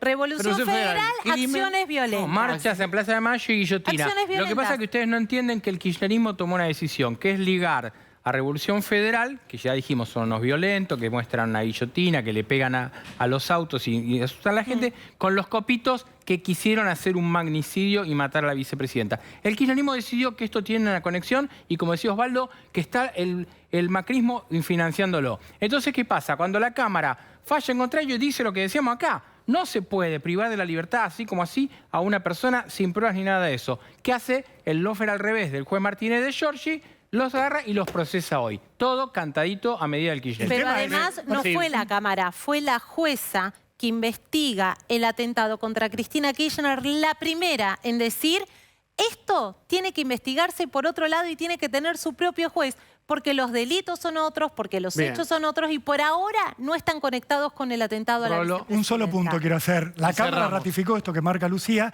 pero para que entiendan dónde empieza la causa de Revolución Federal, es una denuncia que presenta la Policía Federal, que dice, vimos en redes que hay un grupo violento, y después a eso se sube la AFI. tratando de mostrar que La ese pata discurso política. de odio llevó supuestamente al atentado. Esto no lo lograron probar, la justicia le ha dado la espalda a esta hipótesis, pero el kirchnerismo insiste porque el atentado contra Cristina todavía no tiene ninguna vinculación política y el relato necesita que lo haya. Bien, acompáñenme, voy a hablar con... ¡Ay, qué misterio! Con Luis Juez. Ay, ¡Ay, qué misterio! Con Luis Juez vamos a hablar de esto. Esto es interesante. Quiero empezar con lo último que mencionaba Rolo. Hola, Luis, ¿cómo estás? ¿Qué haces, Dieguito? ¿Cómo te va? ¿Cómo andan ustedes? Buenas noches. Rolo mencionaba una cosa, que es que el kirchnerismo está buscando lo que Lucas Romero, un analista político, menciona como el sujeto político. Es decir, que de los cuadrantes políticos, sobre todo de la derecha, etcétera, pudieron haber tenido conexión con el intento del atentado. ¿Qué pensás vos de cómo lees todo este tironeo con los jueces, esta idea de la persecución y lo que vimos en las últimas 24 horas? Hay que conocer cómo el pensamiento, Pablo recién algo esbozaba, cómo piensa el kirchnerismo. El kirchnerismo siempre necesita un enemigo. Se han vuelto más sofisticados en su razonamiento. Ese enemigo tiene que estar visible, palpable. Ahora, la conducta, digo porque el presidente dice que es profesor en la Facultad de Derecho, ¿no? Y es profesor de Derecho Penal. Acá estamos hablando de delitos, de delitos distintos, de acciones distintas, de penas distintas, que hasta ahora no hay ningún acto de conexión entre una y otra. Pero el kirchnerismo necesita mostrar que las dos son caras de una misma moneda para poder darle robustez al discurso, el discurso de odio. Ustedes son los que lo generan, la oposición, y si pudiera de alguna forma engancharlo con alguna pata opositora y traerlo a Juntos por el Cambio, le vendría bárbaro en la campaña electoral. Es una construcción inteligente, para eso han destinado mucha plata, muchos recursos, mucho tiempo, mucha estructura del Estado. El AFI, vos fíjate que el secretario de Justicia, terrible barra brava, está más preocupado por la construcción y el armado intelectual de ese discurso que por su tarea propia. Y también, te lo voy a decir, y si nos está escuchando el doctor Bruglia, no sea pavote, hombre, no se suba al escenario, no ve que lo están provocando. Es absolutamente innecesario. Usted tiene que expresarse como cualquier magistrado a través de su sentencia. Esto le resulta funcional al kirchnerismo. Acordate que mañana gran parte del discurso de Cristina va a tener que ver con Bruglia. Ellos lo tienen a Bruglia y a Bertuzzi alquilado. Y si los tipos se dan por aludido, si vos sos magistrado federal y no te banca la estupidez que dice un tipo que hace 29 meses que no dice otra cosa que no sean estupideces, viejo, te está faltando cuero para el lugar en el que está. Ahora, así Luis, que mi consejo modesto a Bruglia, doctor, bájese de ese ring, no sea funcional. Pero algo pasa ahí con Bruglia, porque no es lo único que hizo. Denuncia al presidente y se peleó con la Asociación de Magistrados. Algo está ocurriendo ahí de mucho hastío, de mucho cansancio acumulado. Es una hipótesis, pero fueron dos movimientos. Pero tampoco, bueno. La Asociación de Magistrados no es la UON. ¿Ah? La tenés clara vos. Los muchachos miden cada pelea que dan de la forma, ¿viste? Los tipos, no es la vida por Perón. Esto es Bruglia o lesiones leves, ¿viste? Esto es... y lo tiene que saber Bruglia, que así funciona la Asociación de Magistrados. Decímelo de otra manera, no entendí. Los tipos no se pelean con el poder, Diego. No se pelean con el poder. Si Bruglia quiere que la Asociación de Magistrados avance contra una tanqueta, abarcarse 50, no va a pasar. No va a pasar, son todos escritos, palabras hermosas. Y tiene que entender que esto es así, lamentablemente.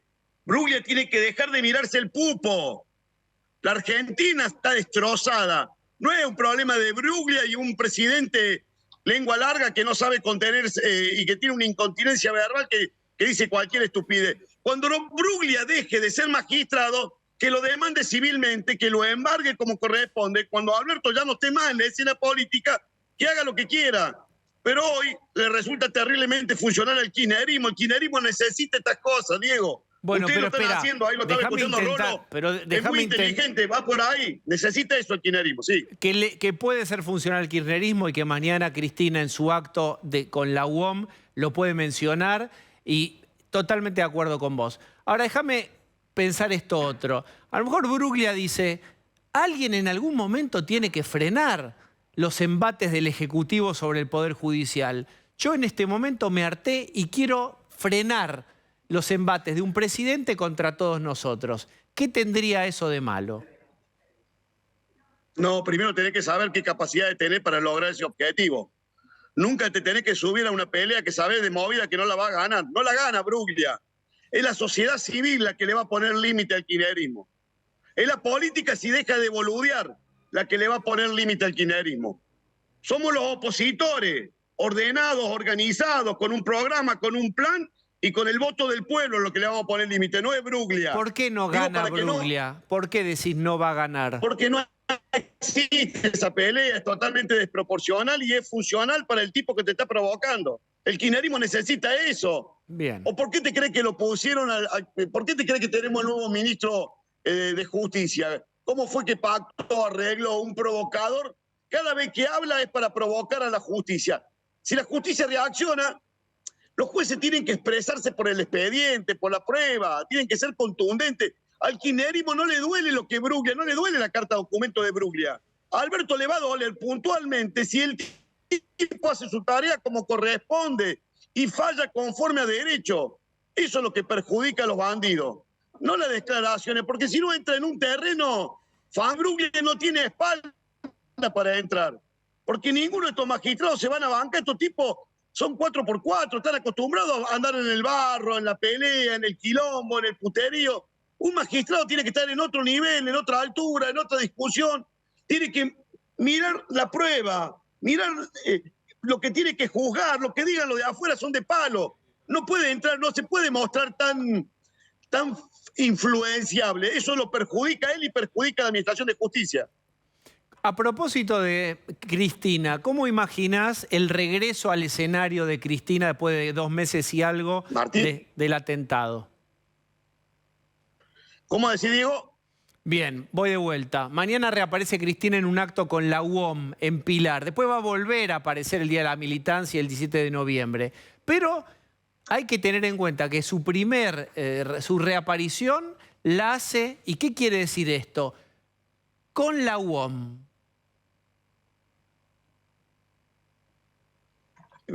Te escucho con dificultades, Diego. La última parte no la escuché bien. Bien, vamos a probar a ver si tenemos buena conexión.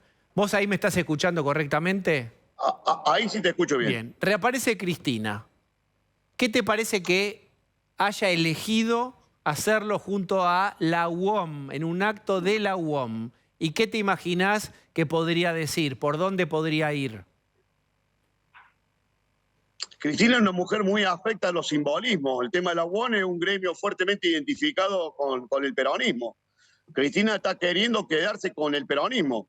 La única voz que se exprese en el peronismo sea la de ella. Y lo va a lograr, te digo, porque en eso no veo oposición. Le está mandando una señal a Alberto, le está mandando una señal a los gobernadores. No lo está haciendo el Instituto Patria, lo está haciendo en uno de los gremios más identificados con la historia del peronismo. Esto que mientras vos hablas, esta es la convocatoria. Acá vemos este afiche o flyer, o como hoy quieran pensarlo, plenario de delegados de la Unión Obrera Metalúrgica. Viernes 4 de noviembre, 5 de la tarde. Ahí está, Cristina en Pilar. Bueno, claramente son señales para adentro del peronismo muy fuertes. No le está hablando al sector de la izquierda del peronismo, sino lo está haciendo a través de un lugar emblemático en la historia del peronismo como la UOM. Podría decirte que, bueno, para decir lo que va a decir Cristina necesita tener cara de fierro, y bueno, que mejor la UOM que el gremio que los nuclea. Pero no quiero entrar en ese detalle. Pero está bien elegido el escenario, muy bien elegido para lo que ella mañana seguramente va a decir. Ella va por el peronismo. Ella tiene secuestrado el peronismo y la simbología no le suena extraña, así que claramente está en esta pelea con Alberto, le va a mostrar a ella quién respalda a uno y a otros.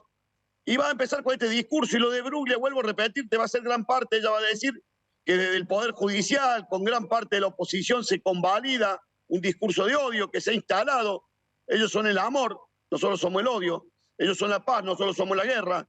Ellos son la tranquilidad, nosotros somos el conflicto. Es toda una construcción discursiva que la estamos viendo todos los días, cada rato. Pero bueno, no es mala en el escenario que ustedes recién analizaban, en un escenario que claramente hoy a 8 o 9 meses vista es complicado, puede ser totalmente distinto, pero van a un escenario de absoluta confrontación y de absoluta fragmentación. En ese escenario, guarda con Cristina, en un escenario de absoluta... Por eso debería la dirigencia opositora tomar nota. Si el escenario es de absoluta confrontación y de absoluta fragmentación, no la subestimes a Cristina. Tiene discurso, tiene aparato, tiene recursos, tiene plata, sabe cómo hacerlo y todos nosotros muchas veces terminamos siendo muy funcional a ese escenario que el kirchnerismo está buscando. ¿De qué tiene que tomar nota y por qué tiene que tomar nota la oposición? ¿Qué está pasando ahí? La mecha está muy corta, Diego. La gente está muy enojada, muy fastidiosa. No entiende que nosotros discutamos estupideces. La gente no entiende que para la oposición gobernar el año que viene va a ser un trámite. No, muchachos, la gente te lo está diciendo. Yo vengo recién del interior de Córdoba. Hay un, no sé si vos lo percibís. Sí, claro, ¿cómo no lo va a percibir? Vos sos un psicólogo importante, aparte de un gran comunicador. El humor social está por el piso. La gente está terriblemente fastidiosa y tiene motivo para estar fastidiosa. La política no le viene resolviendo los problemas hace 40 años. Entonces, en este escenario, hoy leí una nota de un colega de ustedes, Carlos Pagni, que me pareció interesante. Esta idea de creer que ya está, que el peligro de Cristina está totalmente superado y eso nos puede decir, bueno, ahora empecemos a pelear entre nosotros porque quien gane esta disputa se queda con todo. A la gente la fastidia. La fastidia porque estamos hablándole a tipos que no pueden comer, que no pueden vivir con dignidad, que se han caído pedazos del lugar social que ocupaban. No tienen expectativa, no hay esperanza, no hay ilusión. Este es un pueblo sin ilusión. La única ilusión son los próximos 40 días del Mundial. Es un pueblo que como ciudadano, como argentino, como compatriota, no hay esperanza. Vos decís, bueno, pasa el Mundial y que, bueno, viene la Navidad y después ¿qué? No hay nada. Estamos siempre, todos los días, esperando una noticia peor a la del día anterior. Entonces, esta pelea nuestra, horrible, funcional a los que manejan el poder, y me hago cargo de la cuota parte que me pueda corresponder, a la gente la pone muy mal porque todavía cree que un pedazo de la política puede encontrar alguna respuesta que todavía no se encontró, pero si nos ven y nos encuentran peleando, claramente la gente está muy fastidiosa y aparecen opiniones, posiciones realmente complicadas para el momento que vive la Argentina.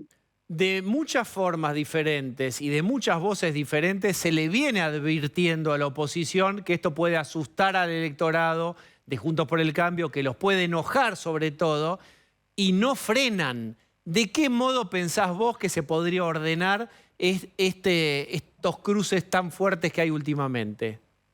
¿Cómo se ordena? Hay que bajar el un espacio? cambio, Diego. Hay que bajar un cambio. Los que tienen mayor experiencia, mayor centralidad, mayor... ¿Qué te pareció lo de Patricia Bullrich? Esto era privado, este insulto, esta amenaza a Felipe Miguel. Por supuesto no fue en un acto, no fue público, no se puede evaluar de esa manera. Pero alguien se la jugó por atrás y circuló ese video. ¿Qué pensás vos de eso y de todo lo que se generó alrededor? No sirve. No le sirve a nadie. No le sirve a nadie. Lo digo, a ver, y a buen entendedor, pocas palabras. A nadie. Esos actos de prepotencia, de patoterismo, esa discusión a la gente dice, por Dios, yo pensé que estaban pensando en mí. Yo pensé que estaban pensando en mis hijos. Yo pensé que estaban pensando en mi familia. Y están pensando en ellos. Yo lo digo con todo respeto. El psicólogo sos vos, yo soy un paciente tuyo, pero te digo... tu discurso es más, si vos querés, pastoral. No, porque no estoy viviendo en Córdoba, Diego. Pero ¿quién es ese que puede hablar y que puede generar entendimiento? No se ve quién. Los que tienen... y bueno, porque los tipos tienen que entender el nivel de centralidad que la sociedad les reclama. Hay dirigentes, ponle el nombre que quiera, Diego, pero vos no hace falta, vos te diste cuenta. No estoy hablando con... Vos sabés que te estoy diciendo. Hay que bajar un cambio, muchachos. No es el momento de confrontar. Lo digo, te voy a hablar de Córdoba. En Córdoba nosotros tenemos 25 años de un mismo gobierno. Si la idea es que nos volvamos a pelear, es lo que ya pasó estos últimos 25 años. Te voy a contar un episodio que probablemente no haya trascendido en Buenos Aires. El fin de semana, la tercera autoridad de la provincia, en un vehículo otorgado por la justicia, de los vehículos que otorga el Tribunal Superior de Justicia, un vehículo de altísima gama, secuestrada, con patente trucha, con motor adulterado, se lo dan al presidente de la legislatura. El tipo protagoniza, sobrepasando una doble raya amarilla, camino a Mina Clavero, a Nono, choca de frente con un sandero y se muere una mujer, dos criaturas tan al borde, tan delicadísimas. A partir de ahí, como estamos hablando de una persona con mucho poder, surgen un montón de cosas, el vehículo, el tipo no tenía carnet de conductor, la maniobra imprudente, la muerte de las personas, la situación de las criaturas, el poder político recibiendo vehículos secuestrados por la justicia, el tipo tenía 4 vehículos de altísima gama, un escándalo, Córdoba es hoy un escándalo. Pero la gente, ¿cómo reacciona? Los privilegios de la política, la casta. Y vos sabés, Diego, ¿sabés lo que cuesta? ¿Sabés lo que cuesta mantener una imagen? Decir, che, loco, pero no me pongan en el barro. Yo no soy un choro. Nunca usé un privilegio. ¿Por qué me pone? Y la gente está tan enojada que somos todos iguales. Somos todos tipos Justos prebendarios. por pecadores. Bien. Y es jodido, Diego. Entonces vos tenés que decir, loco, paremos la bocha. Y a veces, si la gente está esperando que nosotros tengamos otro tipo de conducta y nos ve peleando no con nosotros, entre nosotros con una ferocidad que ni siquiera le ponemos al enemigo, o para discutir los temas que la gente quiere que discutamos, yo vuelvo a repetir lo que te escucho decir cada rato a vos. Guarda que la gente se va a enojar. Y cuando la gente se enoja con todo. Porque cuando el fastidio llega a un determinado nivel, te obnubila. Y vos ponés la bolsa a todo el mundo. Y yo la verdad le tengo pánico a ese momento. Deberemos cuidar la responsabilidad que tenemos. De acuerdo con vos. Luis, muchísimas gracias. Un abrazo grande, Muy gentil, Dieguito. verdaderamente. Gracias Saludos. por habernos atendido. Acompáñenme. Vamos a volver. Volveremos mejores, pero solamente para hablar con videollamado, o por videollamado, con... ¿Aló? Hola chicos, ¿cómo están? Hola Luis. Buenas noches. ¿Qué tal, Tengo Luis? mucha ¿Cómo información 100% chequeada de la política y el periodismo argentino. Atención, Dieguito, porque hay cositas tuyas. ¿Qué hay? Sí, señor. Encontramos a uno de los 5 pacientes que todavía atendés. y dice que no progresa. Pero ellos son los pacientes. Dice que lo sentás en una son los silla más pacientes. bajita para intimidarlo. Igual que le haces a Pichetto esto. ¿Qué le ya hago? me pidió el celular de Bernardo de Tamateas, ¿eh? Así que ahora te quedan 4, cuídalo. Está muy bien. Bueno, Luis, ¿cómo estás? Bien, tengo un manantial de información fresquita y pienso derramarlo ahora mismo sobre ustedes. Prepárense para recibir una verdadera tormenta de infidencia. Rocío Guirao Díaz. A ver. Rocío Guirao Díaz. Sí.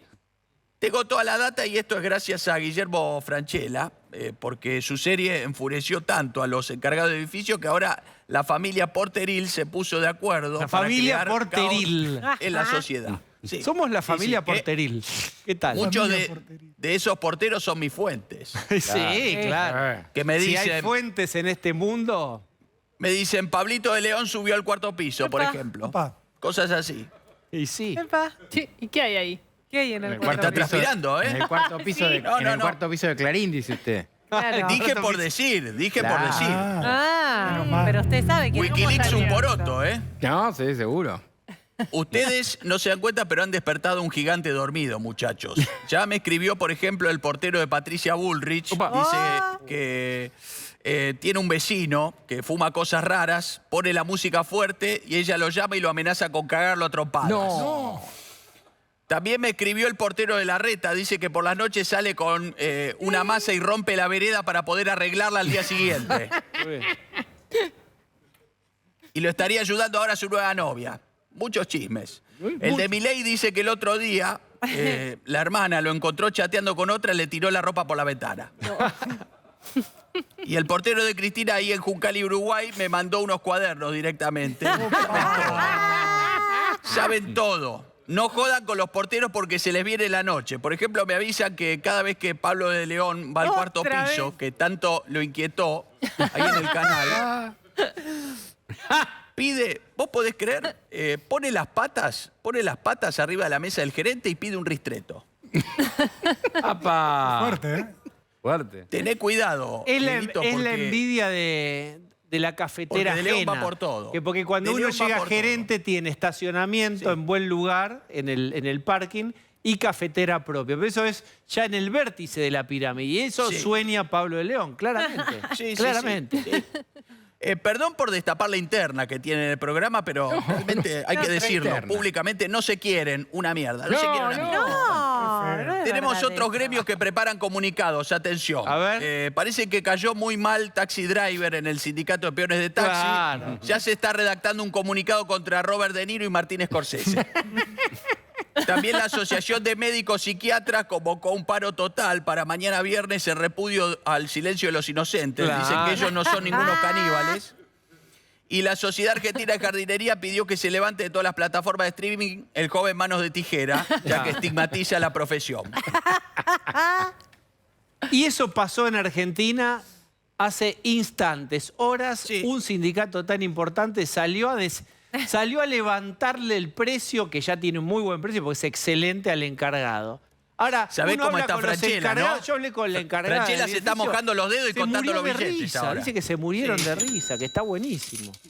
Bueno, Luis. y tengo una primicia. Este sábado, ¿quién va a estar sentado en la mesa de la señora Mirta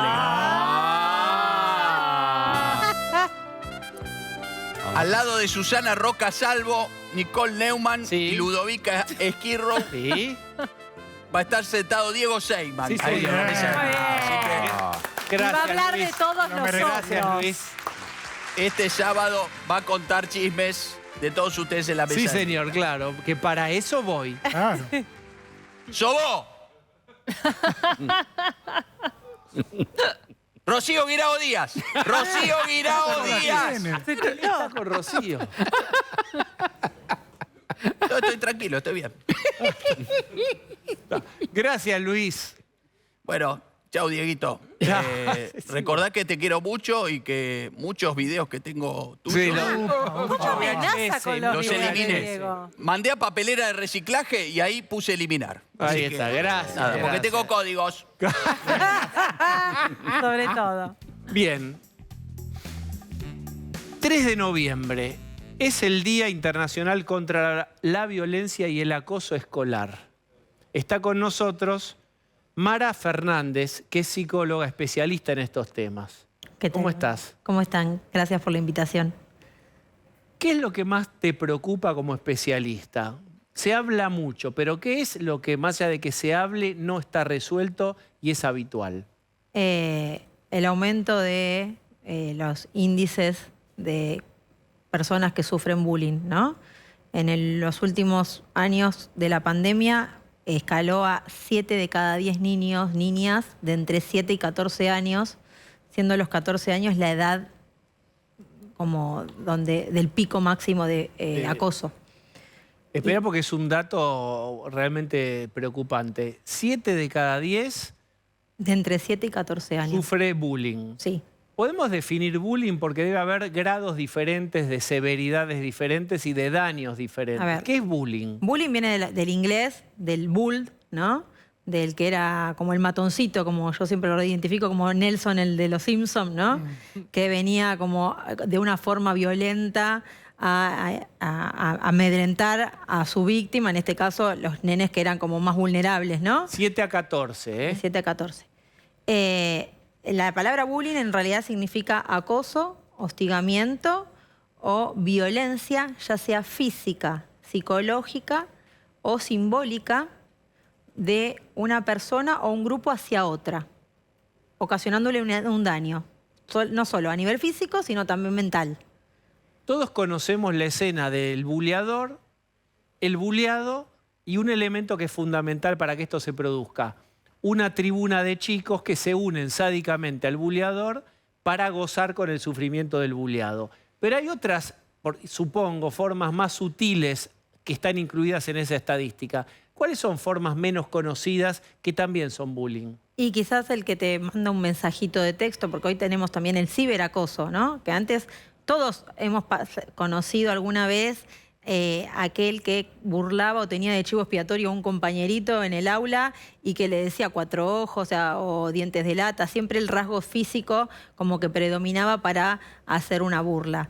Pero hoy la gravedad es que trasciende las 4 paredes del aula y se viraliza en segundos, porque además esos que están de espectadores, que vendrían a funcionar como cómplices en realidad, claro, también filman y están captando ese instante en la cual alguien está siendo herido, alguien está siendo lastimado, y eso se va a viralizar, se va a reproducir, y es una revictimización constante de ese niño, ¿no? O niña. Es terrible porque no solo sufrir, sino verse ad infinitum reproducido el video donde él está siendo humillado. Y que mucha más gente conoce esto, que ya va más allá de la escuela. O sea, antes vos decías, bueno, vuelvo a mi casa, me siento protegido, voy al club, me siento protegido. No, porque todos tienen acceso... El teléfono es una catástrofe. A ese video. Rolo. Mara, ¿por qué decías que esto se marcó mucho más a partir de la pandemia? ¿Es por el cierre de escuelas? ¿Es por...? Porque muchos chicos, obviamente que el que ejerce bullying o el acoso o hostigamiento en algún punto también es víctima, ¿no? Es una persona que está siendo vulnerabilizada en su hogar o en su entorno, que debe sufrir algún tipo de abandono, algún tipo de violencia y que la reproduce con aquella persona que siente que es más vulnerable y que en algún punto le va a permitir a él sentirse más poderoso con una autoestima más fortalecida. ¿Qué pasó? En pandemia no solamente no estaban los lugares donde los chicos se podían sentir como contenidos, ¿no? Sino que además aparecieron las pantallas. Y la pantalla es un anonimato. Yo puedo decir lo que se me ocurra porque no está reglamentado, no hay un filtro, no hay una ley que diga esto está mal. Y a la cual muchas personas adhieren y siguen, ¿no? Yo tengo una frase siempre que es Hitler no hubiese hecho el nazismo si uno lo hubiese visto arriba de un banco en la plaza y hubiese dicho, señor, usted está para un neuropsiquiátrico. Sin embargo, el fenómeno de la masa funcionó y se formó lo que formó Hitler. Esto pasa igual. O sea, una persona que ejerce bullying, si no tiene la complicidad o el acompañamiento del grupo o el que se suma a la risa y a la burla, su poder cae y entonces no continúa el acoso. Bueno, vamos sí. Quería introducir que esta semana habrás visto el caso de una mujer de Río Negro que reaccionó contra el chico, el compañero. A ver, contá esto, Rolo, que estamos viendo. ¿Qué vemos, Rolo? Estamos viendo el momento. Si quieren, escuchamos el audio. Ya les queda un año para regresar ustedes, sinvergüenza de mierda. ¿Quiénes son, Benjamín? ¿Quiénes son? Estoy podrida ya, miran a 10 millones de veces. 10 millones de veces. Todo el tiempo echándole a yo soy. ¿Qué te pasa vos con mi hijo de la concha?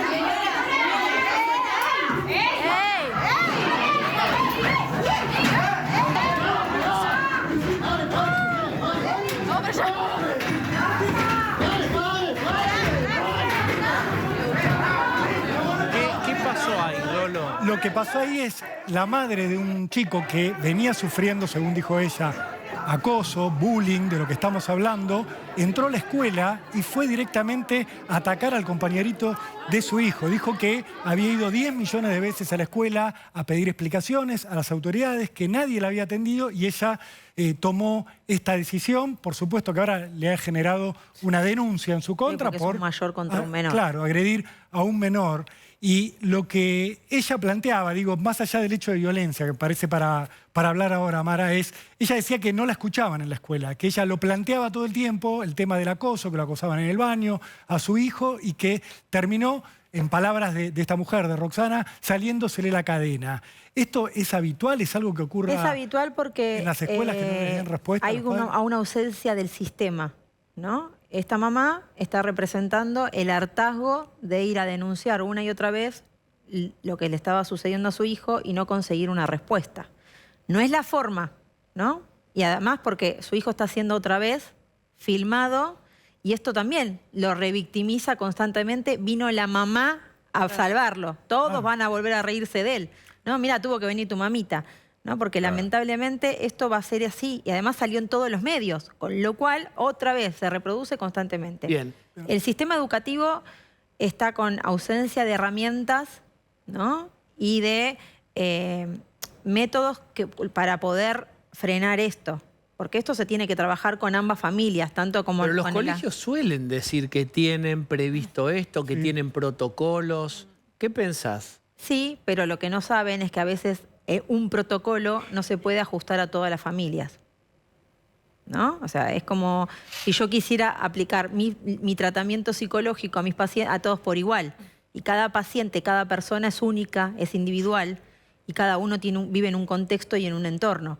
Entonces ese protocolo me servirá para ciertos parámetros. Bueno, pero digo, no debe haber psicopedagogas, digo, algún abordaje para no subestimar, porque esta es una problemática que tiene unos años, que preocupa, que generó mucho daño también. Digamos, a ver, voy a decir una cosa, la mayoría o una gran parte de los pacientes que históricamente atendemos, todos tienen alguna forma de bullying de la época en la cual no existía como palabra el bullying, pero cuando te hostigaban en la escuela, era escuela de vida. Esa es una miniatura de lo que vas a tener que afrontar, hacete macho.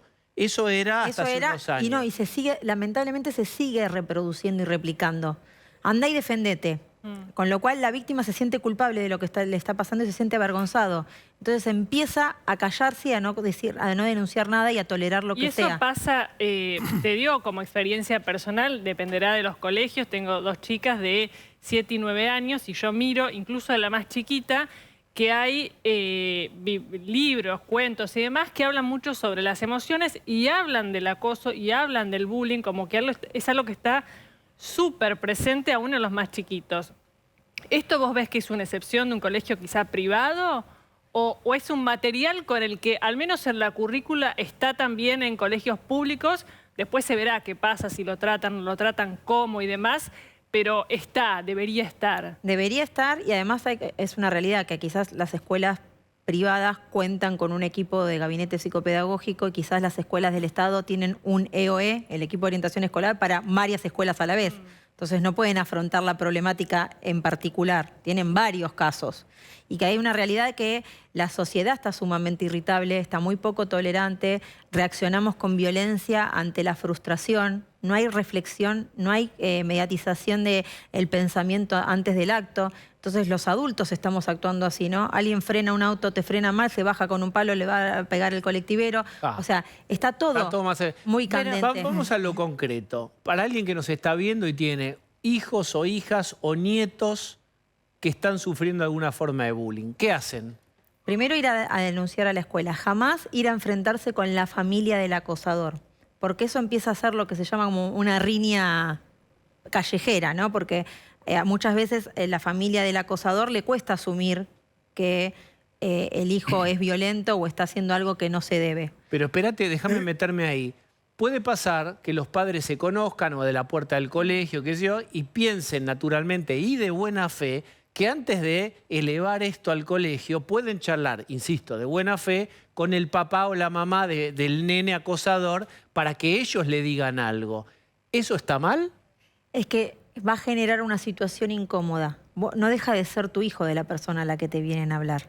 Y como papás, ¿no? Y ahí me pongo del otro lado, a veces nos cuesta mucho asumir que nuestros hijos se estén comportando indebidamente o estén haciendo algo que puede generar daño. Porque me tengo que preguntar yo como papá en qué me estoy equivocando, qué es lo que no estoy viendo. Quizás esa es una de las razones por las cuales el chico es así. Claro.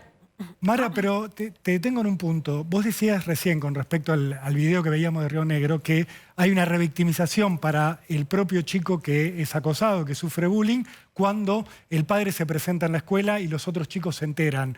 Y eso me parece que frena mucho a los padres que tienen un hijo que les dice me están acosando en la escuela, me están pegando o me están burlando, pero no digas nada, pero no hagas nada porque va a ser peor y se van a enterar. El tema no es no decir nada, el tema es no reaccionar así impulsivamente y violentamente de ir un adulto a reprimir a un menor. Obviamente que tiene que ir a hablar a la escuela. Si uno se siente que la escuela no lo puede contener, hay un montón de organismos, ¿no? Está el Ministerio Tutelar, está la Defensoría del Niño, Niña y Adolescente. Pero espera, antes de llegar, porque ya estamos súper... ¿Qué debería, si la escuela hace las cosas bien, qué debería hacer? Tiene que citar a ambas familias, trabajar con ambas familias, solicitar que ambas partes comience en un tratamiento psicológico, tanto la víctima por el daño y el trauma que está sufriendo, como el victimario para trabajar Perdóname, esto. me pongo en el lugar del nene o la nena, que vaya a la otra familia. ¿Por qué me vas a sacar tiempo de mi vida personal para ir a un tratamiento que yo a lo mejor no pienso que tengo que ir? Si yo no ejerzo la violencia. Pero quizás que terminás dañado y ese daño en tu autoestima es lo que vamos a ver nosotros después en el consultorio. Porque parte de además de bullying, yo me especializo en trastornos de la conducta alimentaria. Y por ser buena, el 95% de mis pacientes comienzan con conductas poco saludables a nivel alimentario, con un trastorno de la conducta alimentaria a raíz de un bullying. Porque lo acosaron en la escuela, porque le dijeron gordo, porque le decían chancho, porque le hacían los sonidos de un animal, porque está esto de el comentario gordodiante o gordofóbico, como le llamamos ahora. ¿Y qué se le dice al chico que hace bullying? ¿Las maestras deben decirle algo o el gabinete psicopedagógico? No, en realidad todos tienen que hacer. ¿Y qué se le dice? Frases. Y frases como, ¿a vos te gustaría que te dañaran de la misma forma? ¿Vos cómo te sentirías si él te hiciera lo mismo a vos? Empezar a ponerlo tratar de ponerlo en el lugar del otro, ¿no? Como enseñarle lo que es la empatía. A ver, si yo te pongo en el lugar de tu compañero, ¿vos cómo te sentirías? ¿Te gustaría que te lo hicieran? ¿Te gustaría que todos se rieran de vos? Hacer talleres. Hoy tenemos las clases de ESI, ¿no? Educación Sexual Integral, donde se trabaja mucho sobre el tema del respeto del cuerpo propio, el cuerpo ajeno, violencia. Esta semana se trabajó mucho sobre violencia de género y los diferentes tipos de violencia. Bueno, como hacer más hincapié en esto, ¿no?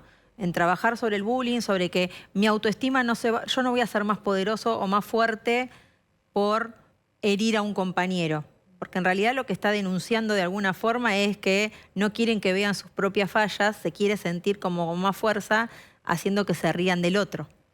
Mara, muchísimas gracias por haber venido. Gracias a ustedes. Realmente son además conductas que dejan secuelas y que después tardan muchos años porque son hechas en momentos donde los chicos son cemento fresco y todo eso que queda vulnerado queda indeleble. Entonces hay que trabajar mucho. Y tenemos hay muchos casos de suicidio adolescentes motivados por el bullying, ¿no? Y los hemos visto hasta en Estados Unidos. Nenes que han dejado cartas. O después vemos casos como las masacres de Carmen de Patagones, ¿no? Donde los chicos hartos de ser hostigados y acosados quedan con una salud mental muy dañada y determinan... Más allá de alguna otra patología asociada que pueda tener, por supuesto, para no aterrar a los padres que nos estén viendo. No. Bien, Mara, muchas gracias. Bueno, ¿y me dejan decir el Instagram? Sí, por favor. Mi Instagram es @hablar_sana. ¿Cómo? @hablar_sana. Bien. 3 de noviembre, o sea hoy, Día Internacional contra la Violencia y el Acoso Escolar. Muchísimas gracias. Gracias a ustedes. Supongo que haremos un corte. Sí, haremos un corte. Vamos.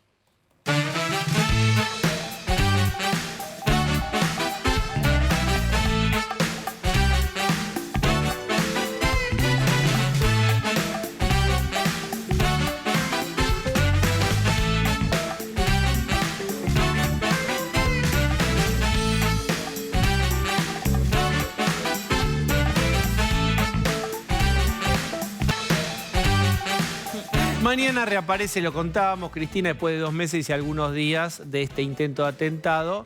Ahí tienen el flyer, afiche, según sean analógicos, digitales o lo que ustedes quieran. ¿Qué podría querer comunicar mañana Pablo de León o Jessica Bossi? Bueno, va a hablar Cristina, después apareció luego del atentado en una charla con curas villeros, ahora lo hace en un plenario sindical, ni más ni menos que al lado de un duro del gremialismo. El día que se juntó con curas villeros, recordemos que lo hizo con algunos símbolos religiosos muy fuertes, muy apegados, muy recostados sobre la fe católica, probablemente muy impactada por lo que pasó. No sabemos cuál es la versión de Cristina mañana. No, pero al estar en la UOM va a ser en un microestadio, con lo cual va a haber gente, tiene capacidad para 8 o 10 mil personas, está en el centro de Pilar eso. Al haber elegido la UOM va a hablar de salarios, va a hablar de inflación, no puede evadir ese tema que ya lo venía en sus tweets, eran sus temas. ¿UOM cerró paritarias así estruendosamente todavía? Está en la negociación justo ahora en este momento, con lo cual veremos si le da una mano, porque lo que está haciendo Cristina es subir, ¿no? Claro. Y la UOM no es el gremio poderoso, como decíamos, de Lorenzo Miguel, es un gremio que está mucho más achicado en virtud de la crisis, con lo cual no tiene la incidencia de camioneros, pero es simbólicamente sanidad. es fuerte. Simbólicamente, y hay que ver cómo le responde al presidente que hoy habló de las PASO, ¿no? Bien. Usted, a ver, hagamos una apuesta. Yo tengo una virome y voy a anotar como si fueran los gustos de empanada o de helado. Bueno, pará, tengo un minuto. Ustedes que Pablo de León, pongo León y pongo Bossi. Casi como ¿Qué va a Patricia hablar? Bullrich a Felipe Miguel. A Felipe. Sí. Te digan Así cada tan uno, toca fuerte anotar. y no, tienen que guardarse algo para el 17. El 17, Día de la Militancia, es un acto exclusivamente político. Va a estar la cámpora, mañana va a ser más sindical. Hemos llegado al Bien. fin, mañana sabremos la respuesta. Gracias por acompañarnos. Ahora, verdad, consecuencia.